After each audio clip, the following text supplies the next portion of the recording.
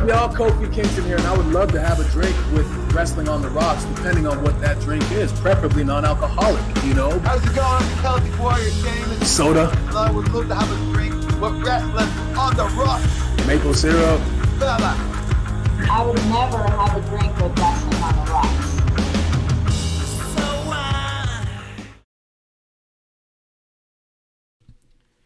Welcome to the dive bar of the IWC. Welcome to Wrestling on the Rocks, where every show is our first show.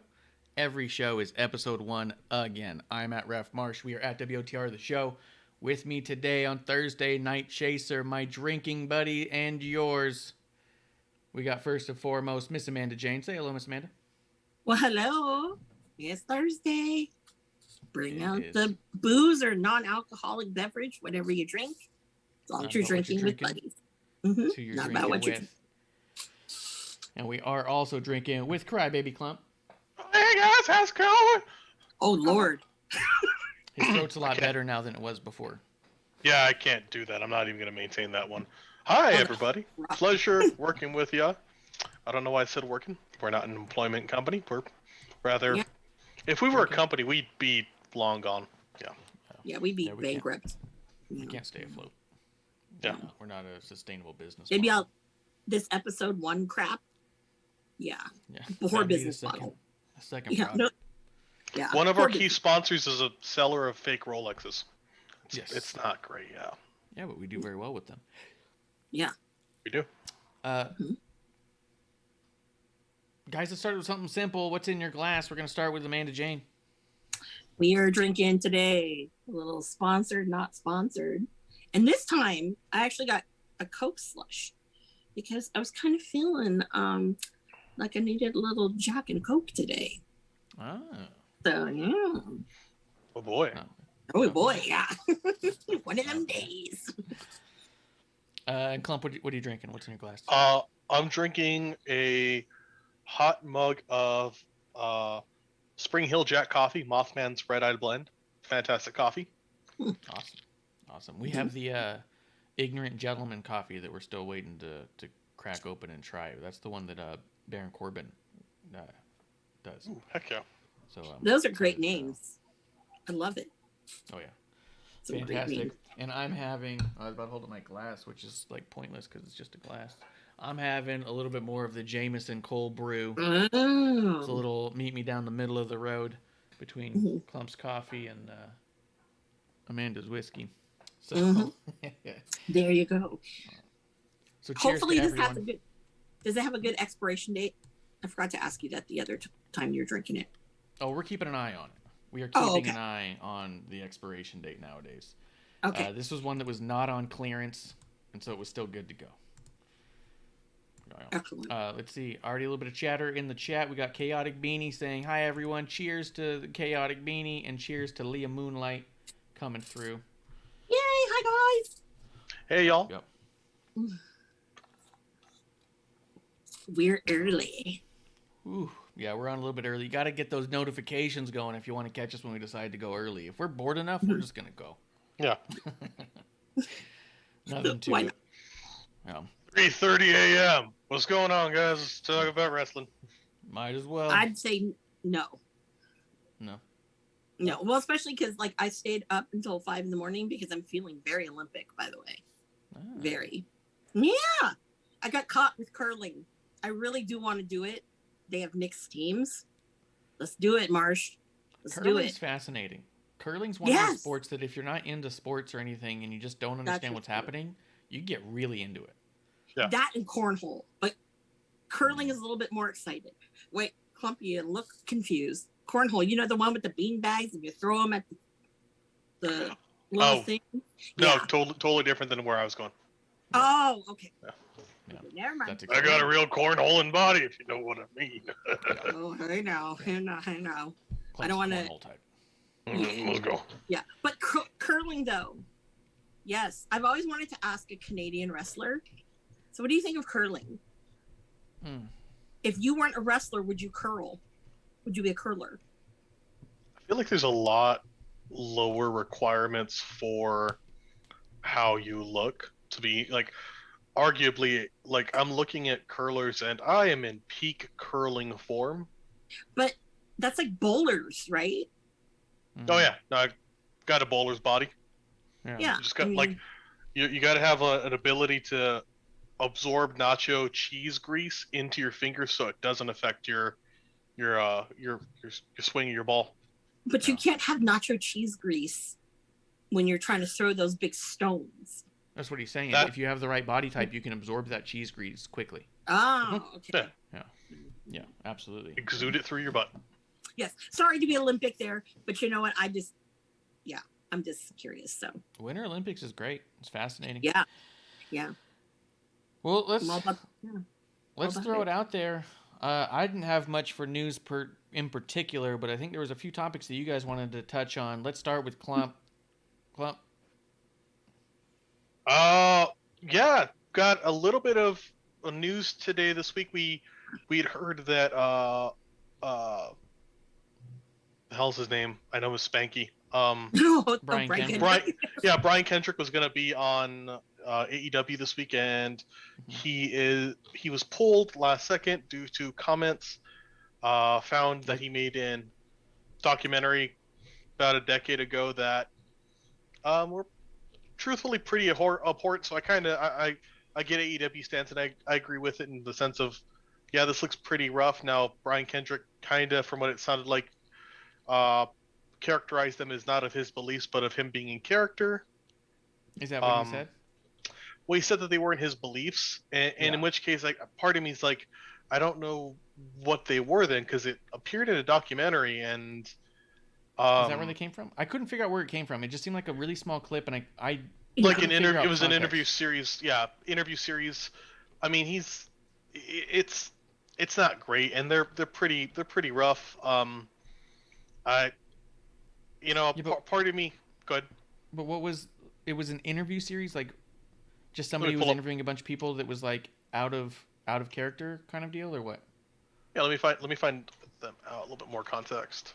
Yeah, because I mean, it was awful, the stuff he was saying, but I always have second guesses about anything I see that any performer says on camera, especially when it's clipped down to like the beginning word and ending word of something specific. You know what I mean? Just because we're talking about performers and actors, and I don't know what's going on there, or if they are performing or messing around with the idea of a character. Having written scripts and stuff out in New York, yeah, we would write down stuff and hash out stuff and dialogue out conversations of crazy things that we didn't believe one bit, but we thought it might make for a compelling character one way or another.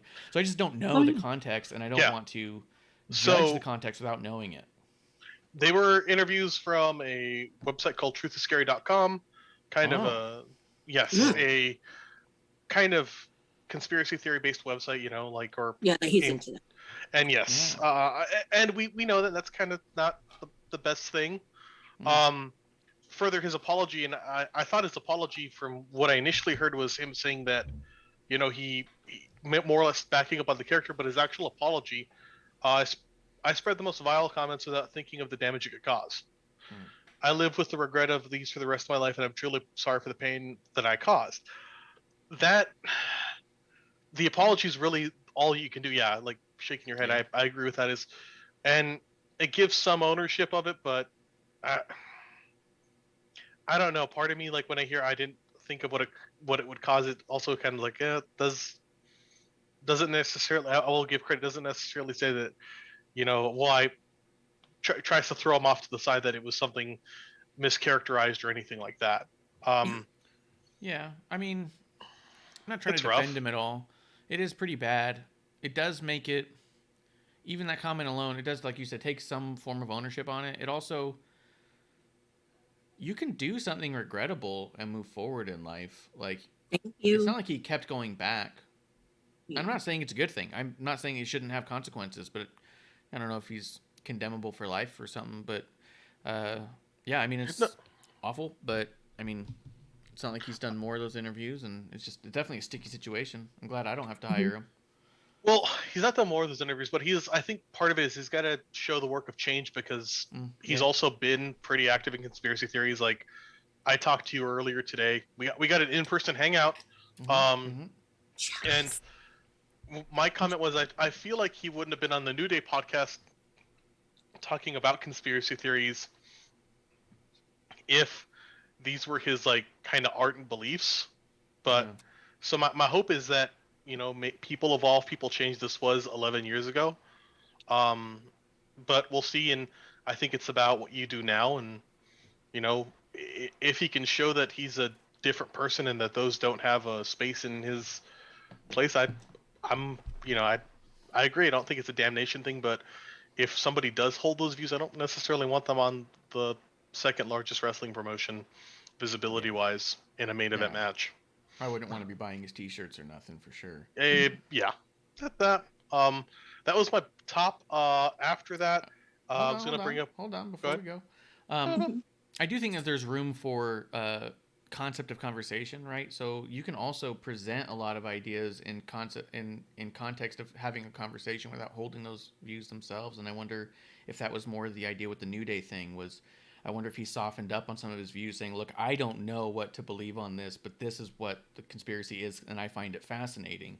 It's very possible, but also is it great to spread conspiracy theory jargon either way if you don't hold steady on those personal beliefs? Amanda, we haven't heard from you. Do you have any thoughts on any of it? Well, you know, honestly, like, I think there's a couple thoughts I have. Yeah, it was kind of bad. It was bad. But then, well, I know. Other things happened this week too with wrestling. But what bothers me more so is someone had to really go and dig for this. Why does the internet community feel, or whoever, feel like they have to do this and go find whatever's bad about people? You know what I mean? There's a weird due diligence that is performed whenever somebody pops up in wrestling news one way or another. He was requesting his release. He shows up in AEW, and then people are like, "Don't forget this thing," or "I found this thing," and it is I don't know. It's not completely unjustified, but it is remarkably fast. I think people were aware of this though, right?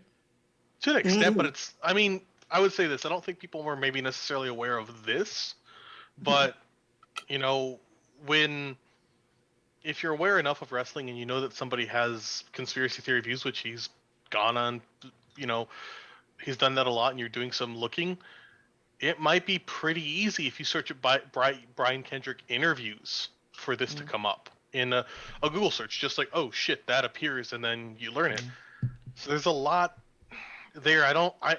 I'm less of the mind that this is somebody seeking it out to just defame somebody, and more like, hey, this is it, or this is what you might want to know. I mean, truthfully, a fair amount of wrestlers with controversial, arguably, depending on your view, wrong views, it's not hard to find them and be like, okay, shit. And I've said it, like, I've made comments about a lot of people who in wrestling I'm a fan of, but, you know, I'm not the biggest fan of, like, Braun Strowman's views outside of wrestling.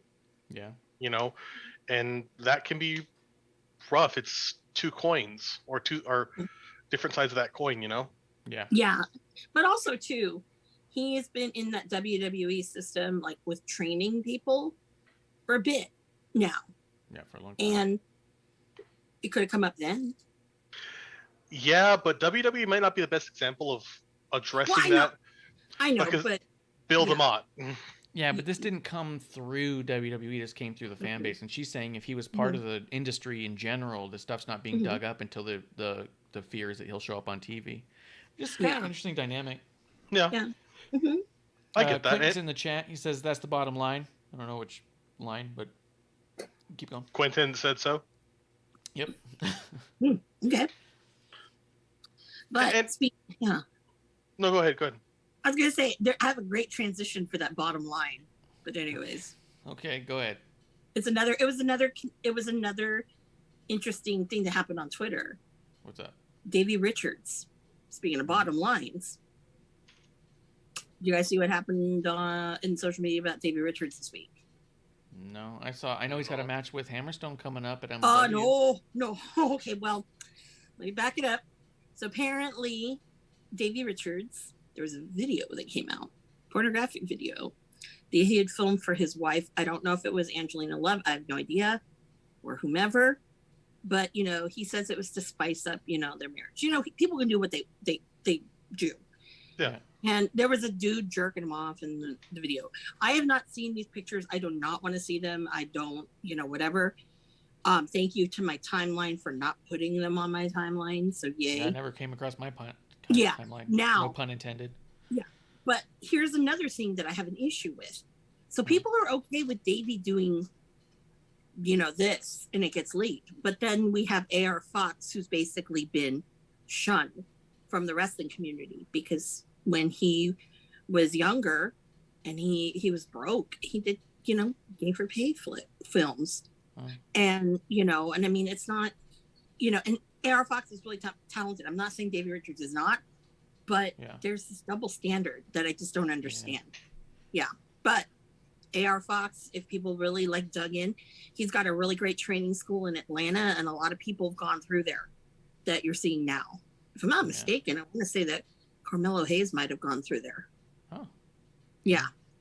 So, but that's wild though. So has it negatively impacted Davey Richards? Has he been pulled from anything, or is he? No. Just kind of happened.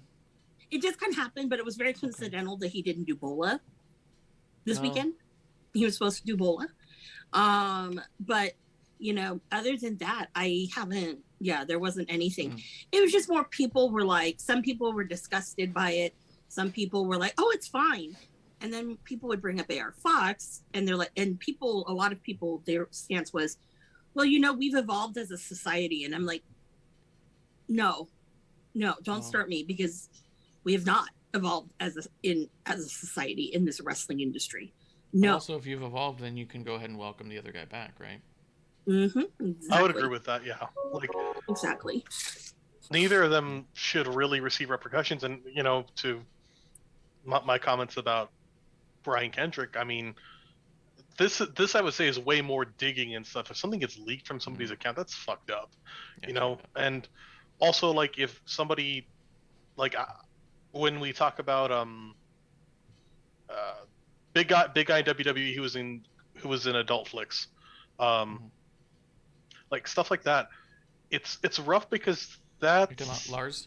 Yeah, I don't think they should be knocked because they're working, and to be in a spot where you have to do that or where that comes up, that may not be the best place to be. So why should we be knocking them? And that I have more trouble with than what Brian Kendrick said, because that's that's rough. That, man, and it's fucked up because it also is what's the fucking point here? No one has ever felt good when their private content like that has been leaked, and no one's making money on it. You know what I mean? No. So it's I don't understand both sides. I don't understand why you're trying to get it and then you're just putting it out there just to try and hurt someone. You know what I mean? Because it's not I mean, I know there's a new series about it, but Pam and Tommy, when that whole thing happened, that person was trying to make money. They got the tape and sold it to make money. No one's making money on these leaks. It's just fucking ridiculous. And so to try to make news out of it and then try to drag someone for it is just piling it on. Yeah, that was a huge thing with Toni Storm. She took a huge time away because a couple of pictures of hers got leaked and it devastated her. But look at Mickey. Yeah, same thing. Yeah. But I guess with women, I don't know, it might be different, but I don't know. But I just want to bring that one up in case people are here you go. That was a big thing with people. Yeah. So interesting that nobody spice up that life. You know what I mean? We don't kink shame here. We're not sponsored by baddragon.com. There you go. But also, I didn't answer it because I'm just we don't need that. Oh. Oh boy. Oh boy. All right, so let's ping pong it. That was Amanda's. Let's go back to Klump. Klump, what's your next one?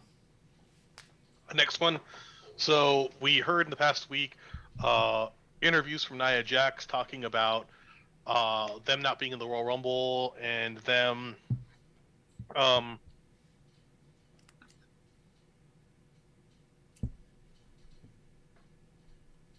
I think we lost you, Klump.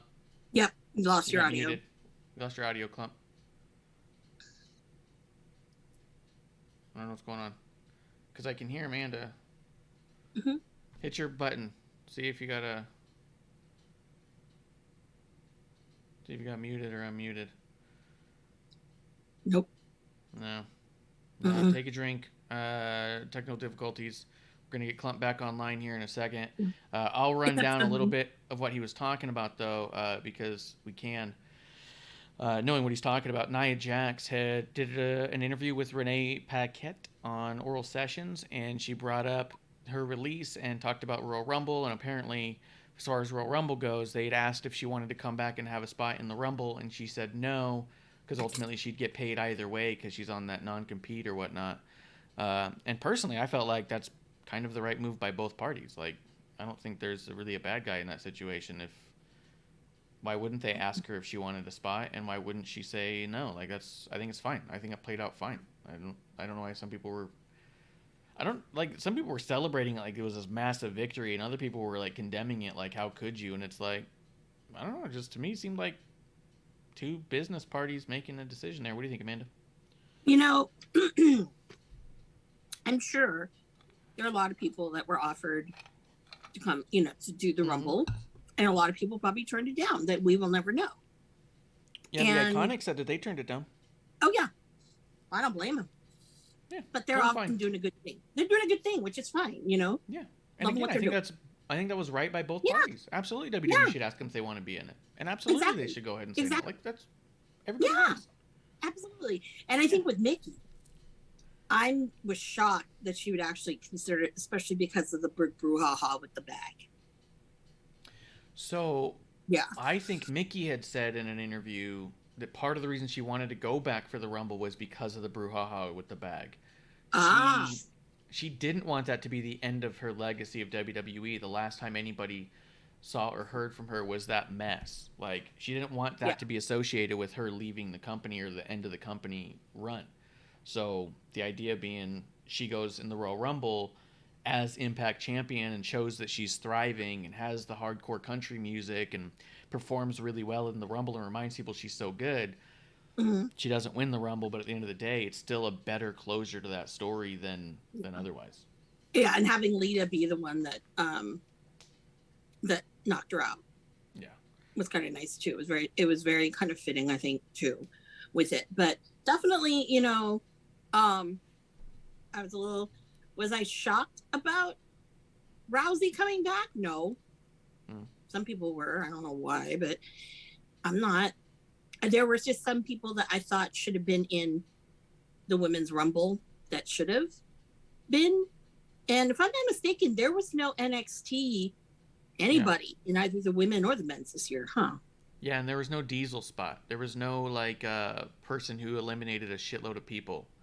Like historically, that's kind of what started Bianca's big run. Was she showed up in the Rumble and eliminated like 8 or 9 people. This year, I don't think anybody eliminated more than like 4 or 5.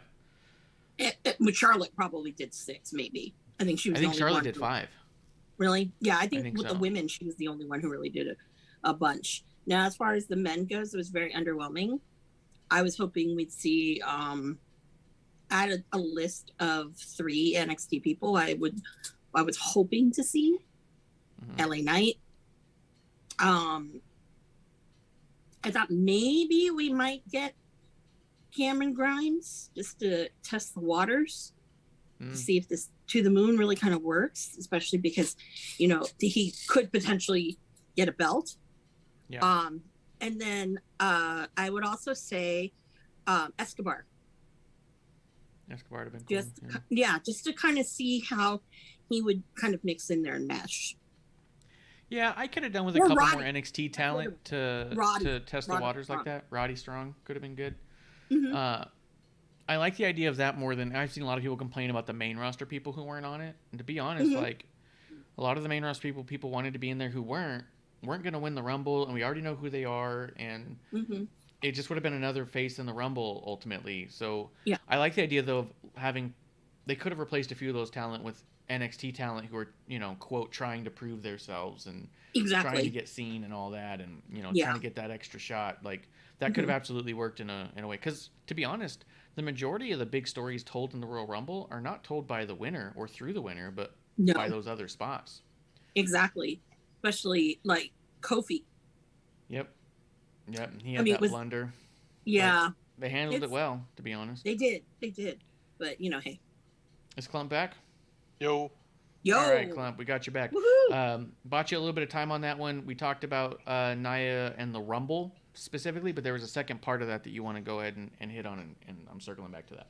So she had talked about not basically so we'll remember when she announced that she was leaving WWE, or taking a pause. She mentioned mental health, and in this interview about the Royal Rumble, she instead mentions her vaccination status as being a big part of why she didn't go, and what happened. And that, I know we kind of talked about what's going on with that, and that's just shitty.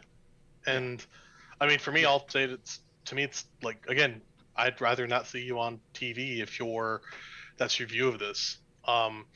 Particularly when you're working in such close contact with so many people and traveling so much, and when you know the effects of this have been so broad. I mean, yeah, it's just kind of gross to me. Yeah. I mean, even furthermore, I think what makes it even worse is that at the time they announced that she was released, some of the newsletter sites put out that the rumor and belief was that she was let go and potentially others were let go because of a vaccination status, refusal to get vaccinated. She then retweeted that one of those articles and said, when I was released, my vaccination status was never brought up. I asked for a few months off for mental health. I asked for it to be extended when they wanted me back, and then I was released. And this is a mental health thing. And then I remember we came on and talked about it, and obviously it switched the narrative, that whole control your narrative thing. It switched the narrative immediately from how could the WWE, or actually really started with she did it to herself, she deserved it stuff, and then flipped it to how could the WWE let someone go during a mental health break, and mental health is important and all that. And then you fast forward a few months now, and now that the dust has settled entirely, she goes on there and says, yeah, not only was it about vaccination status, but Vince pulled her into the office one-on-one and said, if you refuse to get vaccinated, it's going to inhibit your ability to follow through with your contract obligations. And she said that she was not going to get vaccinated, and he said, well, then we're going to have to take our steps. So it 100%, not only was it not a fucking email from home, she was in the office with Vince McMahon, who basically told her, please get vaccinated so I don't have to fire you. And she said, no, I'm not. It had nothing to do with mental health at all. And I speculated when it happened. I was like, I know it's going to be unpopular, people aren't going to like it, and they didn't. That I was saying I think she's using mental health as a ploy to get fan favor, and I think it has nothing to do with what actually happened. And here she is months later basically saying that was true, and no one's talking about that either. And I think that, like, hey, as much as you want to villainize the WWE all the time, and they do a lot wrong, at the same time, you also need to circle back when you find out somebody was lying about that stuff, Yeah. Just seems like she played the IWC like a fiddle, and they're okay with it. So that's what bothers me more. Her utilizing mental health as her scapegoat and not owning up to what had happened because she didn't want that negative narrative out there. Amanda, anything on that? It's a really fucked up thing to do, especially because there's been quite a few deaths in the wrestling industry that have been related to mental health issues. And so it really bothers me that you would be kind of selfish and take that route. Yeah. I mean, even outside of that, there was that Miss USA, just like last week. Terrible story, tragedy. And it's a real thing that needs to be taken seriously. And when you undermine it in those kinds of ways, it doesn't do anybody any favors, So the IWC really does a very poor job about remembering that, because they do that they do it to each other. And I can tell you, as a person who's been the topic of discussion of one and still to this day have people come at me, I'm like, you know what? At least right now I'm in a great mental state of mind, so it doesn't bother me. But it's shitty though. No one should have to feel like that. Yeah, absolutely. Yeah. Klump, anything else on that one? Or? No, I agree with the sentiment you guys said. Am I coming through okay audio-wise? You're a little bit muffled, but we can hear you just fine. I can hear you. Yeah. I agree with the sentiment you both threw out there. It's well, and I'll go beyond the IWC. Is culturally, period, we have a really short memory with this, with so much related to COVID. I mean, the reason we had such a shortage of tests was because, in my view, once everyone got excited that we had vaccines and stuff, there was less focus on testing, and there was a diminishing need for it. And then Omicron comes out, and now everyone needs to test again, and there's this massive shortage. We really, as people, are not great at multitasking and focusing there. And with COVID particularly, I think with so many tragedies that have affected us to degrees of familiarity, whether it be somebody we care about or, a friend or somebody we heard about, we are ignoring it to let this go. I would like with this, us just kind of hold them to it. I don't want to see Nia performing truthfully if this is a perspective. I think the IWC and indie wrestling would be best served not having this liability present. Also, you and I talked about this. We met up. So many of her videos, she's with Mojo Rawley, and Mojo's been really open about suffering from long COVID and the struggles of getting back there. And that just scares me because the risk of this reoccurring in Mojo, or seeing it, you'd think somebody that close to you having been that sick might be an indication of getting a vaccine and being the best you can for those you care about, but it is what it is. I agree. It's a mess, and when all that stuff came out, I was like, oh, surely people are going to talk about this now, and they just did not. And I was like, oh, okay, we're not. It doesn't paint WWE in a bad light anymore, so we're moving on. Like, all right. But, Any other topics? Amanda, did you have another one? Just two real quick things, real quick. Yeah. Bola happened this past weekend. Yeah. How'd that go? I think because Jonathan Gresham and Davey Richards weren't there, I really thought Gresham was probably going to win this year. With him bringing in that ROH title like he's been doing everywhere with the Dog and Pony show. But Daniel Garcia, man, he won. And of course, we're not going to be able to see it until whenever, but they've already pre-selling the Bola DVDs. So that's at least a step forward. But definitely, apparently it was a very interesting Bola. Get well soon to our buddy Bronson Reed, really known as Jonah.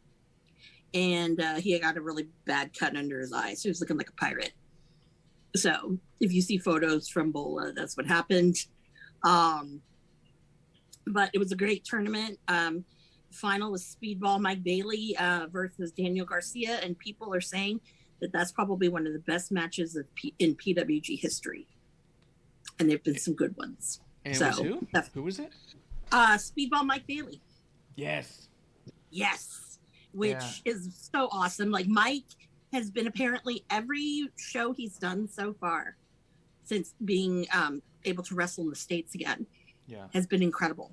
I was sad I didn't see him last time at West Coast Pro, but I'm going to see one banger of a match. It's him versus ACH next week.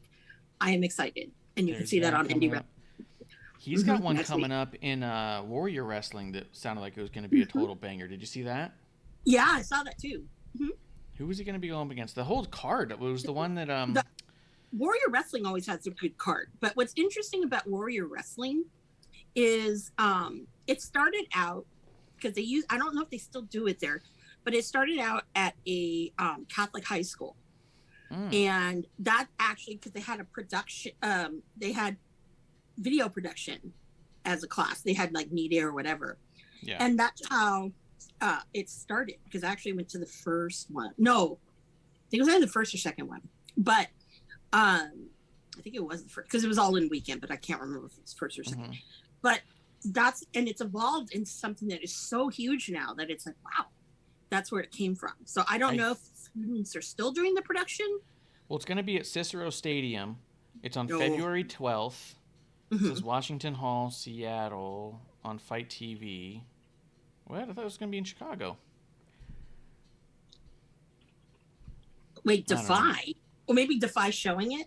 No. Washington Hall, Seattle on Fight TV, but Cicero Stadium. What? I thought it was going to be in Chicago, but They don't. No, Defy's its own thing. I've not said Defy one time. Fight TV is what I said. Oh, Fight TV. Oh, Yeah. okay, sorry. I'm deaf. But the card is super stacked. You have Thunder Rosa versus Athena, the former Ember Moon. Lince Dorado versus Sam Adonis. Briscoe Brothers That'll be versus good. the Workhorsemen. Mhm. That's JD. I forget the name of his partner. The Acclaimed versus Brian Cage and KC. Case Navarro. Yep. Fatal four-way between Zayn, Blake Christensen, Gringo, and Reed. Okay. I can't tell which Reed that is. Myron Reed, probably. Myron Reed, okay. Speedball Mike Bailey against Santana. Nice. And then we got Warhorse versus Dalton Castle, Miranda Alize versus Sky Blue, and Bandito versus Dante Martin. Dude, that was a stacked card. That is stacked. And I will say this, for Santana, that's so much of a better booking than he's getting on AEW. Let's go there. Yeah, But, I thought that. hey, whatever. But I'm glad to see a lot of people like Lince Dorado. Now Ember Moon's coming out and doing things. I'm glad a lot of these guys are getting some work. So, because they're both two fantastic, I think performers. Oh, yeah. Yeah. It just kind of, is what it is with it. But definitely, you guys should invest in, even if you don't like get them all, team up with your friends and trade, because honestly, there's a lot of great stuff out there that's, at the end of the day, it's probably better than a pay-per-view that you'd watch. Oh, yeah. So, yeah, I mean, when you got a card like that, I mean, hell, that's just amazing. And, I'm all for it. I'm all for it because there's some really great ones out there. And now that some amazing people are back in kind of the fold of things, like Killer Cross is back. I can't wait. There's one he's doing in Vegas. I don't like the promotion, but he's wrestling Jacob Fatu. Oh, yeah. That's going to be great. I mean, they've done it before, but this now, because of the level that Cross is on, and even with Fatu, it's going to be gangbusters with that. So definitely, if you kind of want to see like the future, because Daniel Garcia, again, he's doing AEW and he's doing the indies. Dante Martin, same thing. Yeah. And they're getting these really great matches that, you wouldn't expect. So definitely, that the Bandito. Fact that Ember Moon and Thunder Rosa is going to be at Warrior Wrestling and not on AEW is insane. Yeah. Oh, yeah. That's insane. That's one that they could have had and just didn't. Yeah. And it baffles my mind. But then again, it's like, Tony Khan, I don't get Tony Khan. And every week I get more and more like just distanced from Tony Khan. Like, man, you're just a dude who's got fucking money and you're doing like whatever you want. It's like you're the king, I feel like maybe you'll get this analogy, both of you. But when I think of Tony Khan, I think it was History of the World Part 1, the Mel Brooks movie. Mm-hmm. And it was that scene where he was like, Louis the 14th or whatever. And they were at like some palace and, he was womanizing. And every time he would do something, it's good to be the king. He would look at the camera. It's good to be the king. Mm-hmm. That's Tony Khan to me, right there. Yeah. Some of the names who just hit the market, though. Karrion Kross, Keith Lee, Ember Moon, Oni Lorcan, Grand Metalik, Lince Dorado, Mia Yim, Harry Smith, Eva Marie, and Nia Jax have all finished their non-competes. So it'd be exciting to see how many people show back up, how many don't. I know Nia has said over and over again she has no intention on wrestling again. I don't know if she ever wrestled to begin with. I'm just kidding. Same with Eva Marie. Let's go there. But I know. Hey, Eva Marie at least did their job. Yeah. Yeah, she got Dewdrop over. Yeah, that was good. I'll give her. But yeah, But we'll see where they pop up, what they're doing. Yeah. Anything else before we get into Dynamite or the YouTube just stuff? some birthdays. Just some birthdays. What do you got birthdays? Yesterday was Brian Cage's birthday, so the Machine, happy birthday to you. Cheers to the Machine, Brian Cage. Is it just me, or is he like erased from AEW history? You know, very good question. I think that he is one, kind of like Janela, but in a way it's a little different, that he didn't like what they did. And I get that. I get that. So I think he is a little bit erased from it because he isn't shown up anywhere. He's not been asked near Taz. No one talks about him Nope. in the Team Taz. No clips of Team Taz ever show him. He hasn't been on there in months. Yeah, he hasn't. So it's weird. We'll see. Oh yeah, and then Monday was Ronda Rousey's birthday. So happy birthday to you, girl. Wow. You go. Happy birthday to the baddest woman on the planet. Yes, and I will say this right now. Today's birthday, I think it's apropos of us to have a drink for Marty Jannetty. That's fucked up. Happy birthday, Marty. Happy birthday to Jannetty. You insane, Everyone's got a man. Jannetty story. Man, if you ever sat down with Janela, he could tell you all these damn stories. Because I had to tell Janela about the one in Dallas. He's like, I've never heard that. I go, yeah, how Medusa had to pull him out of the fountain at the Hyatt Regency Dallas downtown. Yeah. And then how Jeff Jarrett and Jarrett's wife Karen, they were everyone was drunk that night. Mm-hmm. Yeah. Jeff Jarrett's on my list. He's on my bucket list of wrestlers to meet. He just listening to his podcast, he seems like the coolest dude. He is. Him and Karen are really good, nice people. They're really nice people. But it was hilarious because if anyone's ever stayed in a Hyatt, you know, they have those atriums where all the rooms surround the atrium. WrestleMania is not a great time to like stay in one of those, especially because it echoes really badly. Like you could hear the whole thing. So that's why I came out and was like, what's going on? Saw that. And then a big FU and middle finger to one guy. I don't know who it was, but at, I want to say 4 a.m, he felt necessary to run around every floor and scream Roman Reigns, Roman Reigns, Roman Reigns. We were like, what the hell's going on? So finally he stopped because I think someone took him away. But it was probably Vince McMahon, if I had to venture an educated guess. That sounds like something Vince McMahon would do, doesn't it? Well, no, it sounded like a young kid doing it, but it was weird. Something where like Roman Reigns would walk out and punch him in the face. Yeah. Roman, yeah. Roman's like, you're getting me heat, kid. Yeah. So anyway, 60 days to WrestleMania, or actually it's probably less now. Yeah. But if you are going to Dallas, wear your mask. I know it's a state where they don't really care. Please wear your mask, be safe. And not only that, too, I believe if you do go to the Collective, which is the GCW run portion, who I think has some of the hottest shows, definitely have to mask up. So. And just announced for the what? Janela's Spring Break. Let me tell you, if there's anything you buy to watch that weekend, and me, I'm notorious for not really paying for things. You know this. Yeah. But I paid for Janela's Spring Break, and I paid for the Clusterfuck. And let me tell you, it's some great entertainment. If we do not see Sam Stackhouse in the Clusterfuck, I'm going to be very upset with GCW. Very. We'll have to see. I know the other thing that was announced for GCW's Collective is the addition of Mission Pro Wrestling. They're going to be doing their own show with the Collective, and that's going to be really cool. That's why I kind of was thinking about going, is because of Mission Pro. And I thought that was fantastic because since they used to do at WrestleCon for free during the con, they used to have the Queens of Combat. It was free. It was awesome because they had some great matches. Like one of my favorites that I remember was Sarah Logan, which back in the day was Mad Mary Dobson. She and Sue Young partnered together against, I believe it was I have to go back and see. I think it was Havoc and somebody else.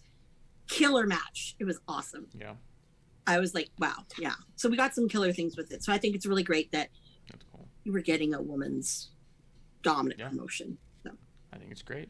Also, Yeah. quick shout out to Sarah Logan and her moment in the Royal Rumble. I don't know if it's going to lead to anything, but that moment she had with Liv was emotional. It was really cool. That was awesome. Yeah, it was cool. And I love how Ruby Soho even tweeted. Yeah, absolutely. All the emojis was great.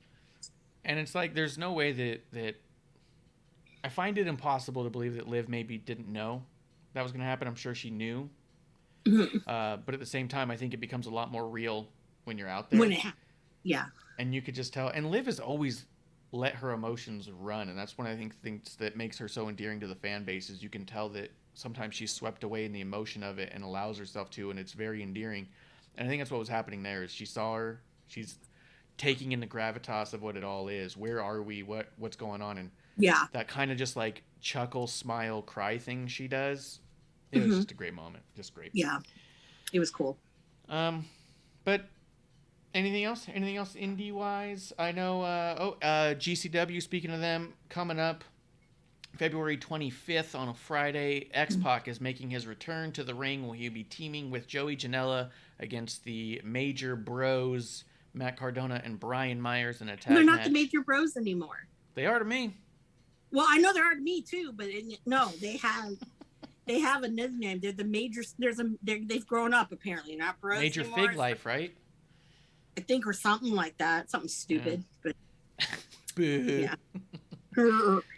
I'm excited. I'm excited to see X-Pac back in the ring. I'm excited to see him in there with Cardona and Myers. I think it's really fucking cool. I want to try and be there. There's a possibility I might be able to make it, but I am definitely trying to figure that out. But I want to be there for his first match back in a long time. So I'm excited about that one. Yeah. And if Marsh goes, I'll probably be going. Nice. Just because, but not only that, but there's some other things too in the works. But yes, because not only that too, but GCW for Brian Myers to come back to wrestle, because I think he's pretty much written off wrestling, after he got released this time. Brian Myers, he's active in Impact. Oh, is he? Oh, Yeah. shows you what I watch. Oh, never mind. I thought he wasn't wrestling.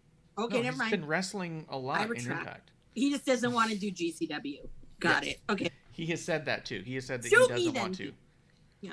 You could at me. I'm not always the smartest tool in the shed. But I don't watch Impact. Well, If I had a reason to watch Impact, maybe I would watch Impact, but I do not. So, yeah. But yeah, so that's coming up, and then the next night, actually, GCW actually has Thunder Rosa's going to be in a match there too. I don't know what they've decided the match is going to be yet, but yeah, it makes me want to go for that weekend. We'll see if it works out. We'll see if it works out that way.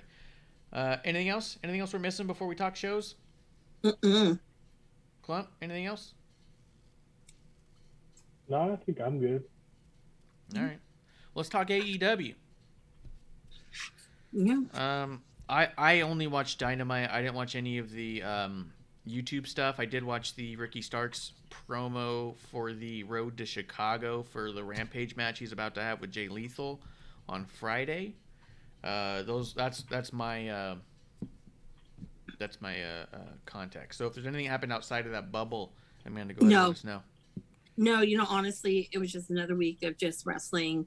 Again, they're really using Adam Cole on almost everything, so I don't know why he became the messiah of AEW. Who knows? Maybe it's just because of Britt. I mean, I don't know. I mean, because this really doesn't do anything for me. He doesn't do anything of note though either. He's just there wrestling with it's the very best friends, stale. and it's very even stale. his promo on Dynamite was kind of like okay. Yeah, you're And like, it was.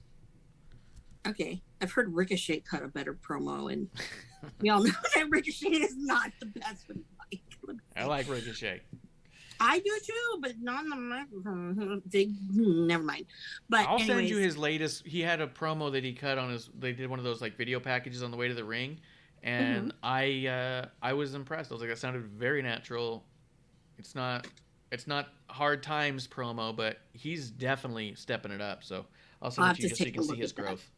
Yeah, I have to take a look at that. So speaking of promos, so what did you think of the Starks promo? It was good and believable. I mean, I had to remind myself that he's kind of a heel because the some of the stuff he was saying, I was like, dude, that's not even true. But I had to remind myself that he's the heel here. He's inflating stuff. Like, I also know that I thought Jay Lethal did a really good job of talking about how the FTW title doesn't mean anything to anyone but Ricky, and that's why he wants it. Yeah. And I was like, okay, that was super smart because too many people, I think, have come for the FTW title for no fucking reason. And I like that Lethal was all like, no, I want it because you want it. I don't want it because it means something. It just is what you want. So that's why I want it. Yeah. And I thought that was really cool, really smart. But the back and forth in that package was great. Yeah. And it was interesting because I never thought that Jay Lethal in Ring of Honor was very good on the microphone. So I was very impressed with that. Ricky's Ricky. I mean, those little gloves bother me. I don't know why they didn't. Those gloves really bothered the hell out of me too, but I was trying not to be too nitpicky. But I was like, I know. I was trying not to too.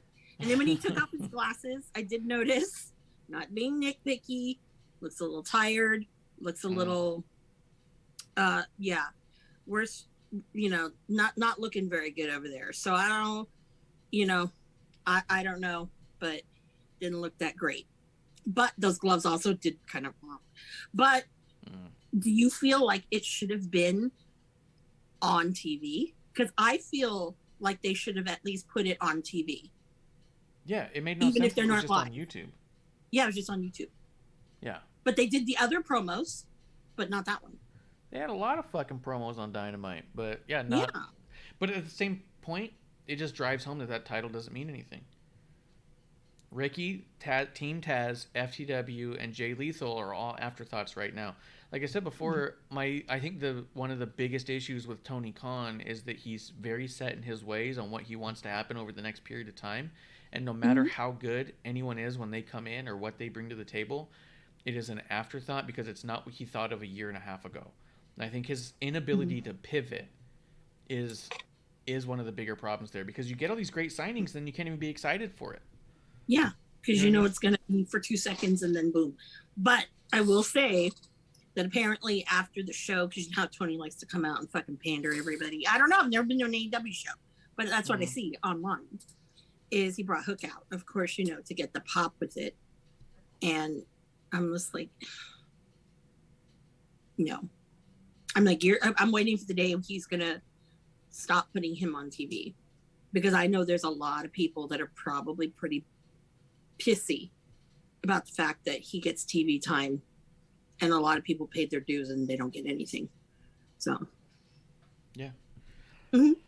Yeah, it was a shame because it was one of those times where that was a promo that I think people could point to for Ricky and say, okay, that will make me watch the match. Where I think a lot of the promos they're doing right now, and Grim Reaper brings it up in the chat. Cheers to Grim Reaper coming through. He says, talking about Dynamite, when does Dan Lambert cut in with his promo? You give Dan Lambert 4 promos in a night. You give Adam Cole 2. You fucking let MJF and CM Punk go for 30 minutes, but you don't have 2.5 minutes for this. Like, you let Brandy Rhodes talk for a while. Like, crying out loud. Nothing Brandy is going to say is going to make someone excited for a match against Paige Van Zandt with her. Nothing Dan Lambert's going to say is going to make anyone excited for that match either. But this, Jay Lethal versus Ricky Starks, which on paper already sounds like, hey, that might not be half bad. But then you can get that emotion behind it in those promos, and people go, oh shit, I got to watch Rampage. Mm-hmm. That's how I felt after watching that. I had no desire to watch Rampage whatsoever. I didn't even care about that fight, the title, whatever. I was like, whatever happens, happens. But watching those, I was like, oh, I think I want to catch that match on Friday. Like, that's what I mean. The inability to pivot is a problem. Yeah, and I really wanted to correct Ricky. I'm like, Jay Lethal was not the downfall of ROH. If you're gonna say shit like that, get it right. Well, Matt Taven. Yeah, Matt Taven was the champ at the time, right? Yeah, they put it on him instead of doing what they should have done. But I digress. Yeah, because he alluded to the idea that ROH went out of business while Jay Lethal was champion, and that just isn't what happened. No. So. No. But then again, never mind. I'm not gonna continue. Anyways, the Moxley match in Wheeler Yuta. Yeah, open up with John Moxley versus Wheeler Yuta because Yuta was taking the replacement of Brian Kendrick for what we talked about earlier, which again I think was probably a good move just in general because even however that plays out, yeah, don't put him on TV without letting it play out. But Wheeler Yuta comes out with Orange Cassidy and Danhausen, and John Moxley has a hell of a time beating Wheeler Yuta. And heels on him a lot. He was flexing on him. He was cheating in front of the ref. He gouged Yuta's eyes in front of the ref. Like it was nothing. The ref didn't seem to notice or care. The refs did a terrible job in this Dynamite. I'm going to be honest with you. They just, anything that was going to be good in this show was spoiled by the referees acting like fucking idiots. Yeah. But, yeah, this match happened. It wasn't a bad match. I didn't understand why Moxley had to be a heel so hard. And I didn't understand, because everything he did was heelish. Yeah. And then I also didn't understand why it had to take him like 25 minutes to beat this dude who I barely even know who he is. Yeah, well, I'll say this. Is with Moxley, you know, where you want to see him in this whole best friends bullshit, really as the heel is when he's wrestling when he wrestle Orange Cassidy. I mean, honestly, it's like you're not even wrestling Chuck Taylor. You're not even wrestling, you know, you're wrestling really Yuta. Yeah, that should have been a pretty quick match. It should have been pretty quick, but I don't know. Maybe they needed time filler. I have no idea, but it did go on longer than it should have. Yeah. But I thought Wheeler Yuta he's getting a lot better. Yeah, so it was good for Wheeler. But for me, I was watching this kind of like, why is this match still going? Like I had that cognitive thought at least twice during this match. Is like, why are we still going? Like that's what I felt about Punk and MJF. But we'll get to that. We'll get to that for sure. But like this guy's supposed to be the purveyor of violence. He's supposed to be the baddest motherfucker in all of wrestling. But that wasn't very bad, motherfucker. No, he was fucking struggling. He's supposed to be in the best shape of his life and as violent as ever. And he can't fucking put away Wheeler Yuta in less than 20-something minutes. And he looked kind of winded, too. Or am I like, mistaken? There were certain parts where he just was like... And I'm like, best shape of your life. Yeah, JR, I know you're... Yeah, that was not a good time to say that. I mean, he looks great. Yeah. He looks absolutely in some of the best shape of his life visually. As far as getting gassed, I think it's because the match was going on so long and he had to carry it. Yeah. Grimmy Predicts a good question, though, brings up a good point. He goes, did Mox have to act heelish because of the interaction with Bryan? Plants the seed that Mox might turn bad with Bryan. I know that Bryan's supposed to be the heel here, but I'll be honest with you. I'm totally on the same page with Daniel Bryan here. I'm like, and you know who else was? Jim Ross. Before we talk about that promo, Amanda, anything else on the match? No, because that promo actually kind of saved the match for Klump, anything you want to say about the match itself, Mox and Yuta? Oh no. I'm like, I'm not dead. Oh, there he is.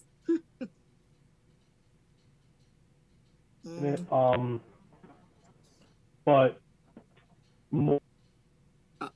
oh, your audio's cutting in and out real bad, man.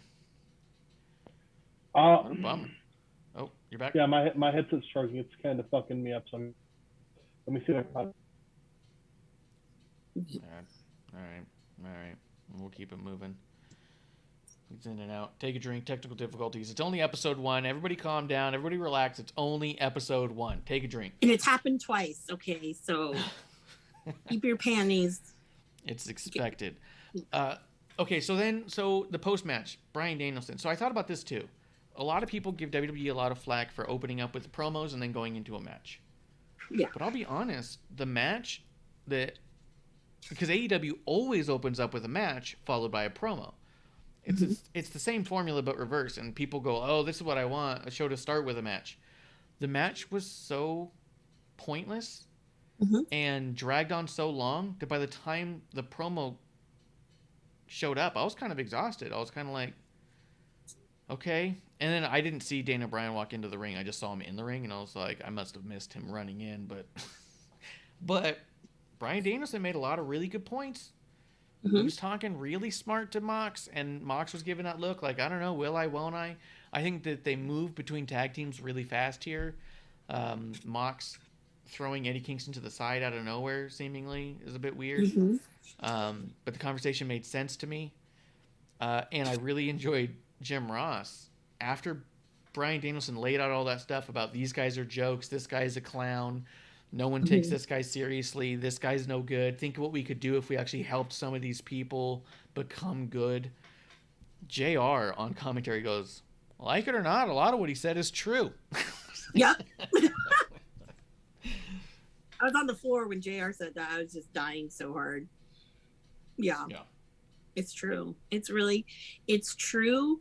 And I don't know I wonder how much of it was Tony pushing that narrative, or was this, hey, this is coming out of Bryan Danielson's mind? That's what I'm curious. I do wonder how much is cleared prior. Yeah. Because I think that there's a certain amount that has to be. There's no way that Tony Khan's just going to be like, say whatever you want every time, all the time. Like, I could see him saying that to CM Punk when he made his return. Yeah. Absolutely. There's no way that he wanted anything. Just, hey, you got as much time as you want. Say what you want. Just go enjoy the moment. But at this point, we're trying to build stories and characters and stuff. I can't imagine he tells Daniel Bryan, hey, go just say whatever you want. I don't care. And then have him say that stuff. He's got to clear some of it. At the same time, I also don't think that Bryan Danielson at all writes out what he's going to say word for word. You know? No, I don't think so. I think he's old school in the sense that he, I mean, there's certain ways people do things. And I think because he's been in the E for a long time now, or was in the E for a long time, that, there's a certain way you do things as far as a promo goes. So I think it was very, you're run of the mill, but it was a good promo in the sense that it needed to happen, and glad it happened, because, I mean, it's a lot of truth there.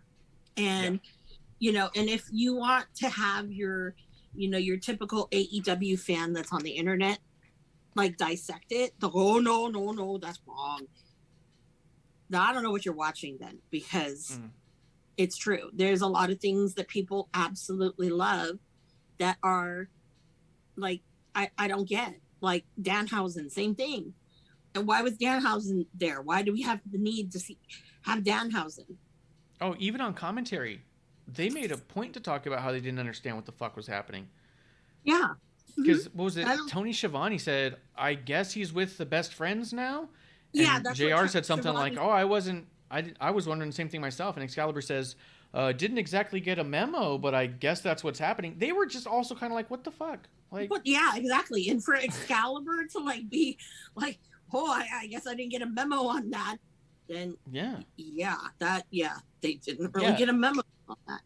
If Excalibur can't twist it into saying like, oh, what you didn't know was 15 years ago in San Bernardino, they tagged one time prior lives, or, what I mean? Like, Excalibur's the one who's going to piece it together. Yeah. And for him to not be able to. Yeah. And I know that's why you hate Excalibur. So, I was like, man, he could not make it fit. And I was like, I don't know. I wanted to say that kind of AEW was a hot mess on Dynamite. It was kind of a hot mess. A little bit. Yeah. And they didn't tell anybody, it seemed like. You know? It seemed a little off the rails in a number of ways, and that was definitely one of them. No problem with Danhausen or being a part of that faction, but there really is no why or explanation. Like, why is he there? And then all of a sudden they had made a comment. I don't remember who it was. I think it was either Excalibur or Schiavone had said, oh yeah, he had put some evil spell on, like when he made his debut on whomever. And I'm like, what? Was this like crackerjack bullshit where, being fed. I'm like, now I really don't understand what's going on. So yeah. No, it was a bit of a mess. And I think the problem with it is there's already a stigmatism is probably not the right word. Stigma, I think. There's already a stigma about Orange Cassidy potentially being a comedy act and being a clown and stuff. And then you have this guy come out in face paint acting silly associated with him right out of the gate with no reason or explanation. And it's doesn't even give him a chance to not be lumped in that concept category. Not to say he wouldn't have made it there at some point, but like, you just have a guy acting weird with face paint right now. You haven't let him cut a promo. He hasn't explained why he's here. He hasn't explained what he wants. He hasn't explained why Orange Cassidy's the guy who's going to help him get it. He's just a weird dude in face paint acting silly ringside with another guy who's acting silly ringside. It's just, I felt like that was a bad move for them to do to Danhausen. I felt like Danhausen deserves better than that, especially with a dude who can cut a promo that makes a lot of sense. In a nonsensical character, he makes it make sense. And I think that's his biggest, I don't know what the right word is for that, but it's like one of his biggest strengths. Attribute. There you go. Yeah. Is the ability to make sense of the nonsensical, which ties it all together. And they didn't allow him the opportunity to do that. And now he's just part of this weird thing. Yeah, Klump. and go ahead. Then we'll go to Klump. I was gonna say, just to add about Danhausen, I don't think that the casual viewer, or not even the casual viewer, but I don't think the AEW audience really knows who Danhausen is, and I'll be one of those people to say, I really didn't know, and and it's one of those things where it's like, once you had kind of told me about his story, I was like, oh, okay, it makes sense now.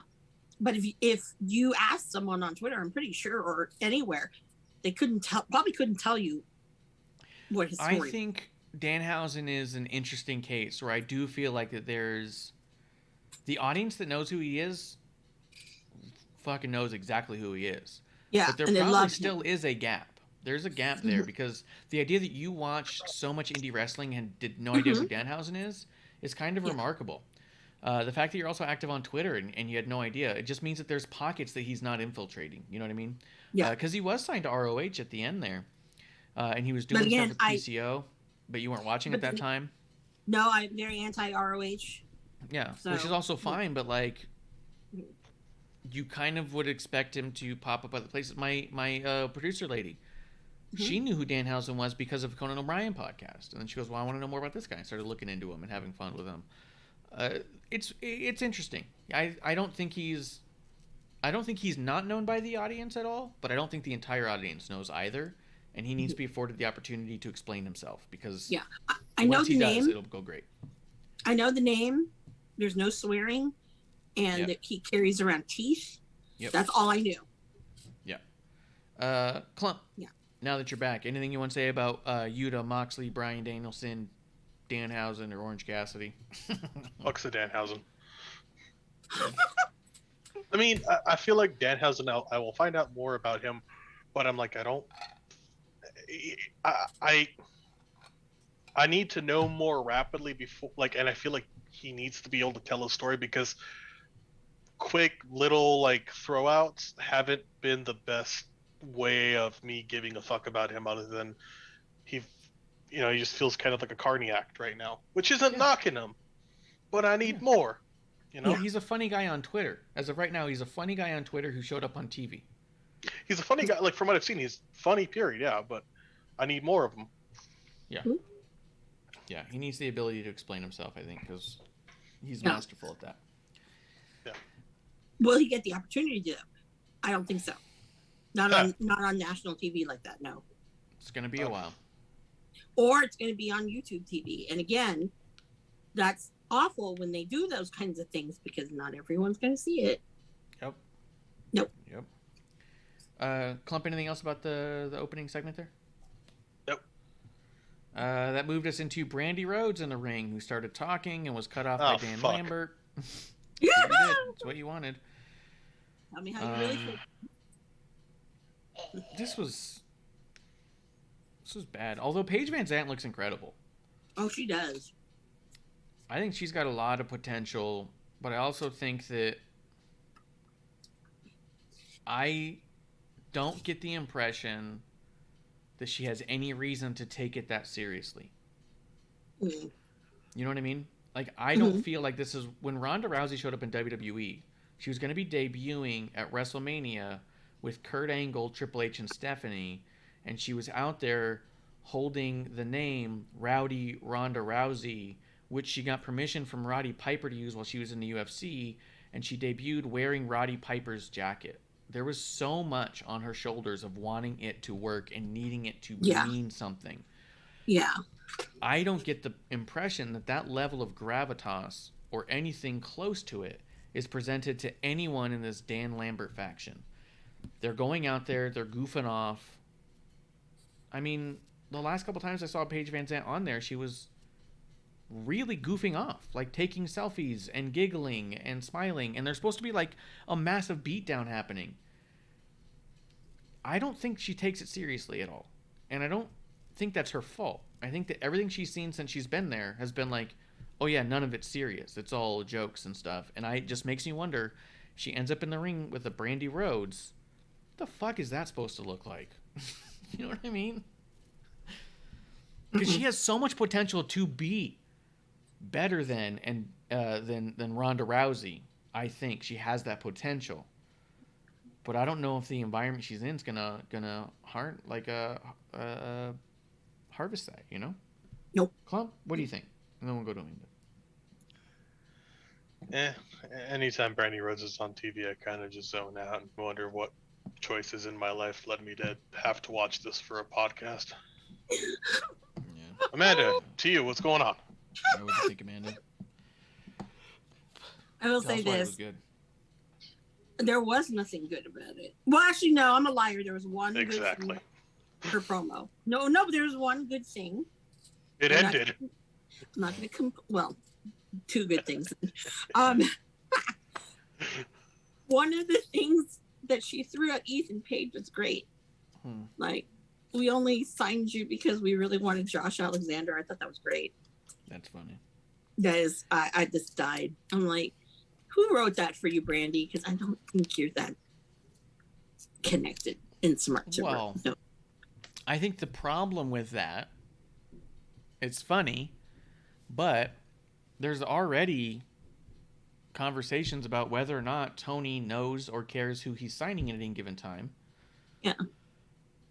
It doesn't really make the company look good to sign somebody because they want somebody else when they already are getting flack for signing certain people above other people. Like, you know what I mean? Like, it doesn't make Tony look smart. No. And the other thing, too, is I really thought that we were going to get Josh Alexander with Ethan Page so they could do the North. Because that's a great tag team. And let me tell you, really wanted to see them against FTR. Yeah. Absolutely. 100%. There are a lot of tag teams I want to see against FTR. And, you know, and I don't know. But that was probably the best thing. She did get a lot of heat, which is great. Love the fact that, you know. Do you think she got a lot of heat, or the audience actually just hates her? A little both. I know I hate her. It's a little both. I fucking hate her ass. It's a little both. You know, people are sick of her husband. I mean, they're, you know, whatever. He's just going to come back again. Now, I think it's funny. He was not in the Rumble. Like, everyone was sure he was going to be in the Rumble. Who? Cody. Oh, yeah, that'd be funny. But he wasn't. So, internet got it wrong, as you usually do. Yeah. I mean, Burdett say, oh, go ahead, Klump. I was saying, I threw out, just because it's a quick sidebar, I threw out to Marsh better than Cody being in the Rumble. I thought it would have been better if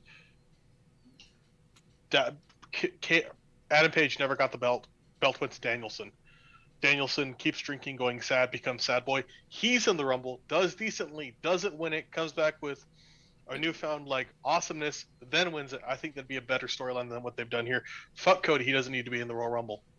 Also, Twitter over the weekend, Brian Alvarez tweeted that he thought a comment that was so bad that was a compliment to Khan, but sounded so backhanded. He goes, "It must be really weird having all the excitement for your employees to be on another person's promotion." And I'm like, exactly.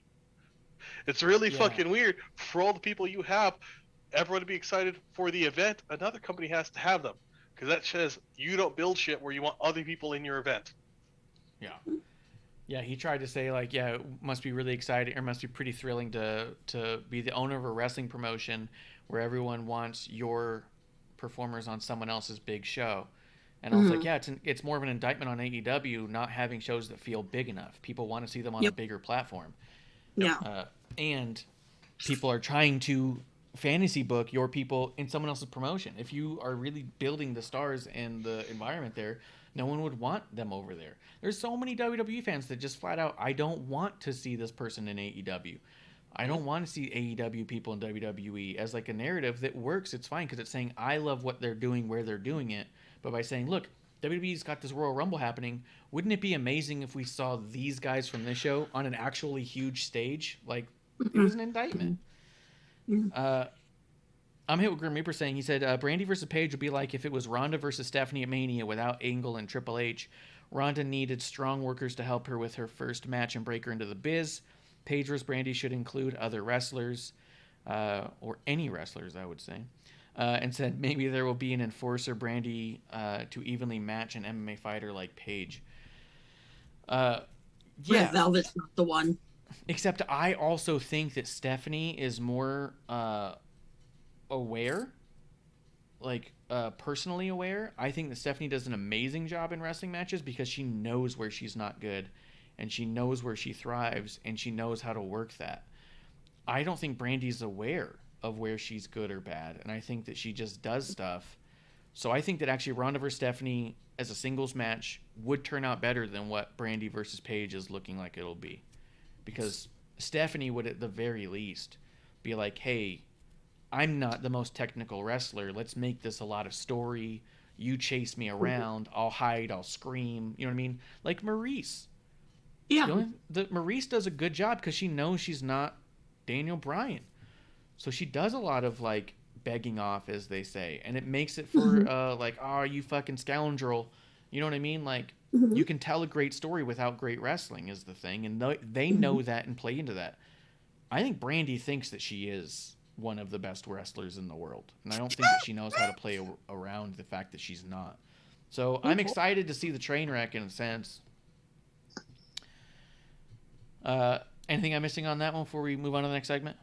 No, but who told her that she was like one of the best wrestlers in the world? Cody. Oh, yeah. And Tony It sounds Khan, like that. I'm pretty sure. I'm pretty sure, like, I know she'd beat Cody, but I'm pretty sure, like, she'd beat Tony too. Like, oh yeah.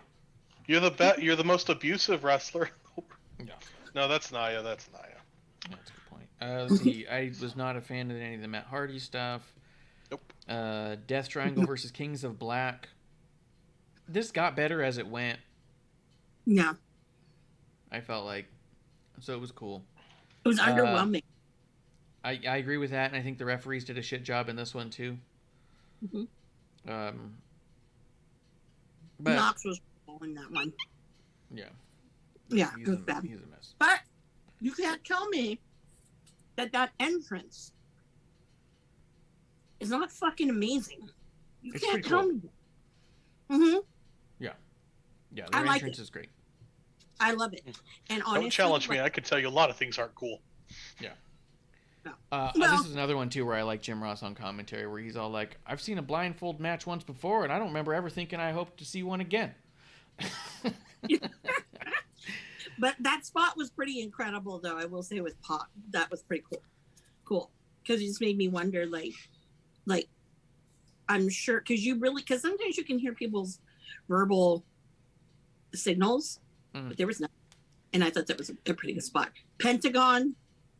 Here's the thing, with Penta, I feel like Penta is either good when he's on his own, but when he tags with someone else, you lose a lot.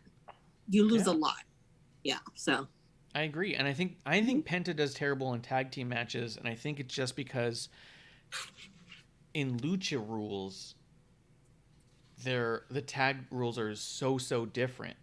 There are no tags in tag matches. You really do roll in and roll out, and whoever's in the ring is legal. And I think that's so ingrained in him that it makes for a really sloppy match in America, because we've been conditioned to believe that tag matches need tags to happen to create someone legal in the ring. So because you also have a Rick Knox who doesn't also seem to know any rules, Penta just seems to be running roughshod in every tag match he has, and it makes for the whole thing to fall apart and make no sense. And I think that's one of those things where just don't play to that side. Play to his singles. He's incredible as a singles. Let him do what he does without those rules getting in the way, because there's an issue with that. You know what I mean? Yeah, same with Bach. Yeah. Better as your single run. And there's no knocking that. Yeah. No. Nothing wrong And with you that. got to give it to Brody King for his energy on the apron. Yeah. Yeah. Yeah, he's good. Yeah, he's very good. I didn't have much to say about Ruby versus Nyla. Kind of was what it was. That was awful. That was a bad one. Didn't need to be done. But I don't understand. I get why they did it in Chicago, and I get why it was on Dynamite, because Chicago, she wrestled a lot on the Indies in Chicago. Okay. Before different promotions, so I get that. Okay. Better than that, on. I mean, it's dope that they're giving Ruby TV time. Oh yeah, Marsh. Truthfully, that they're giving Nyla TV time, because, I'm not as mad at Nyla as time goes on. But it was not a great match. It was match. Yeah, it was match, and it's fine, and they gave time. And let's see. Jericho cut a terrible promo where now they're gonna have a team meeting for no fucking reason, and then we had CM Punk versus MJF. You guys want to talk main event?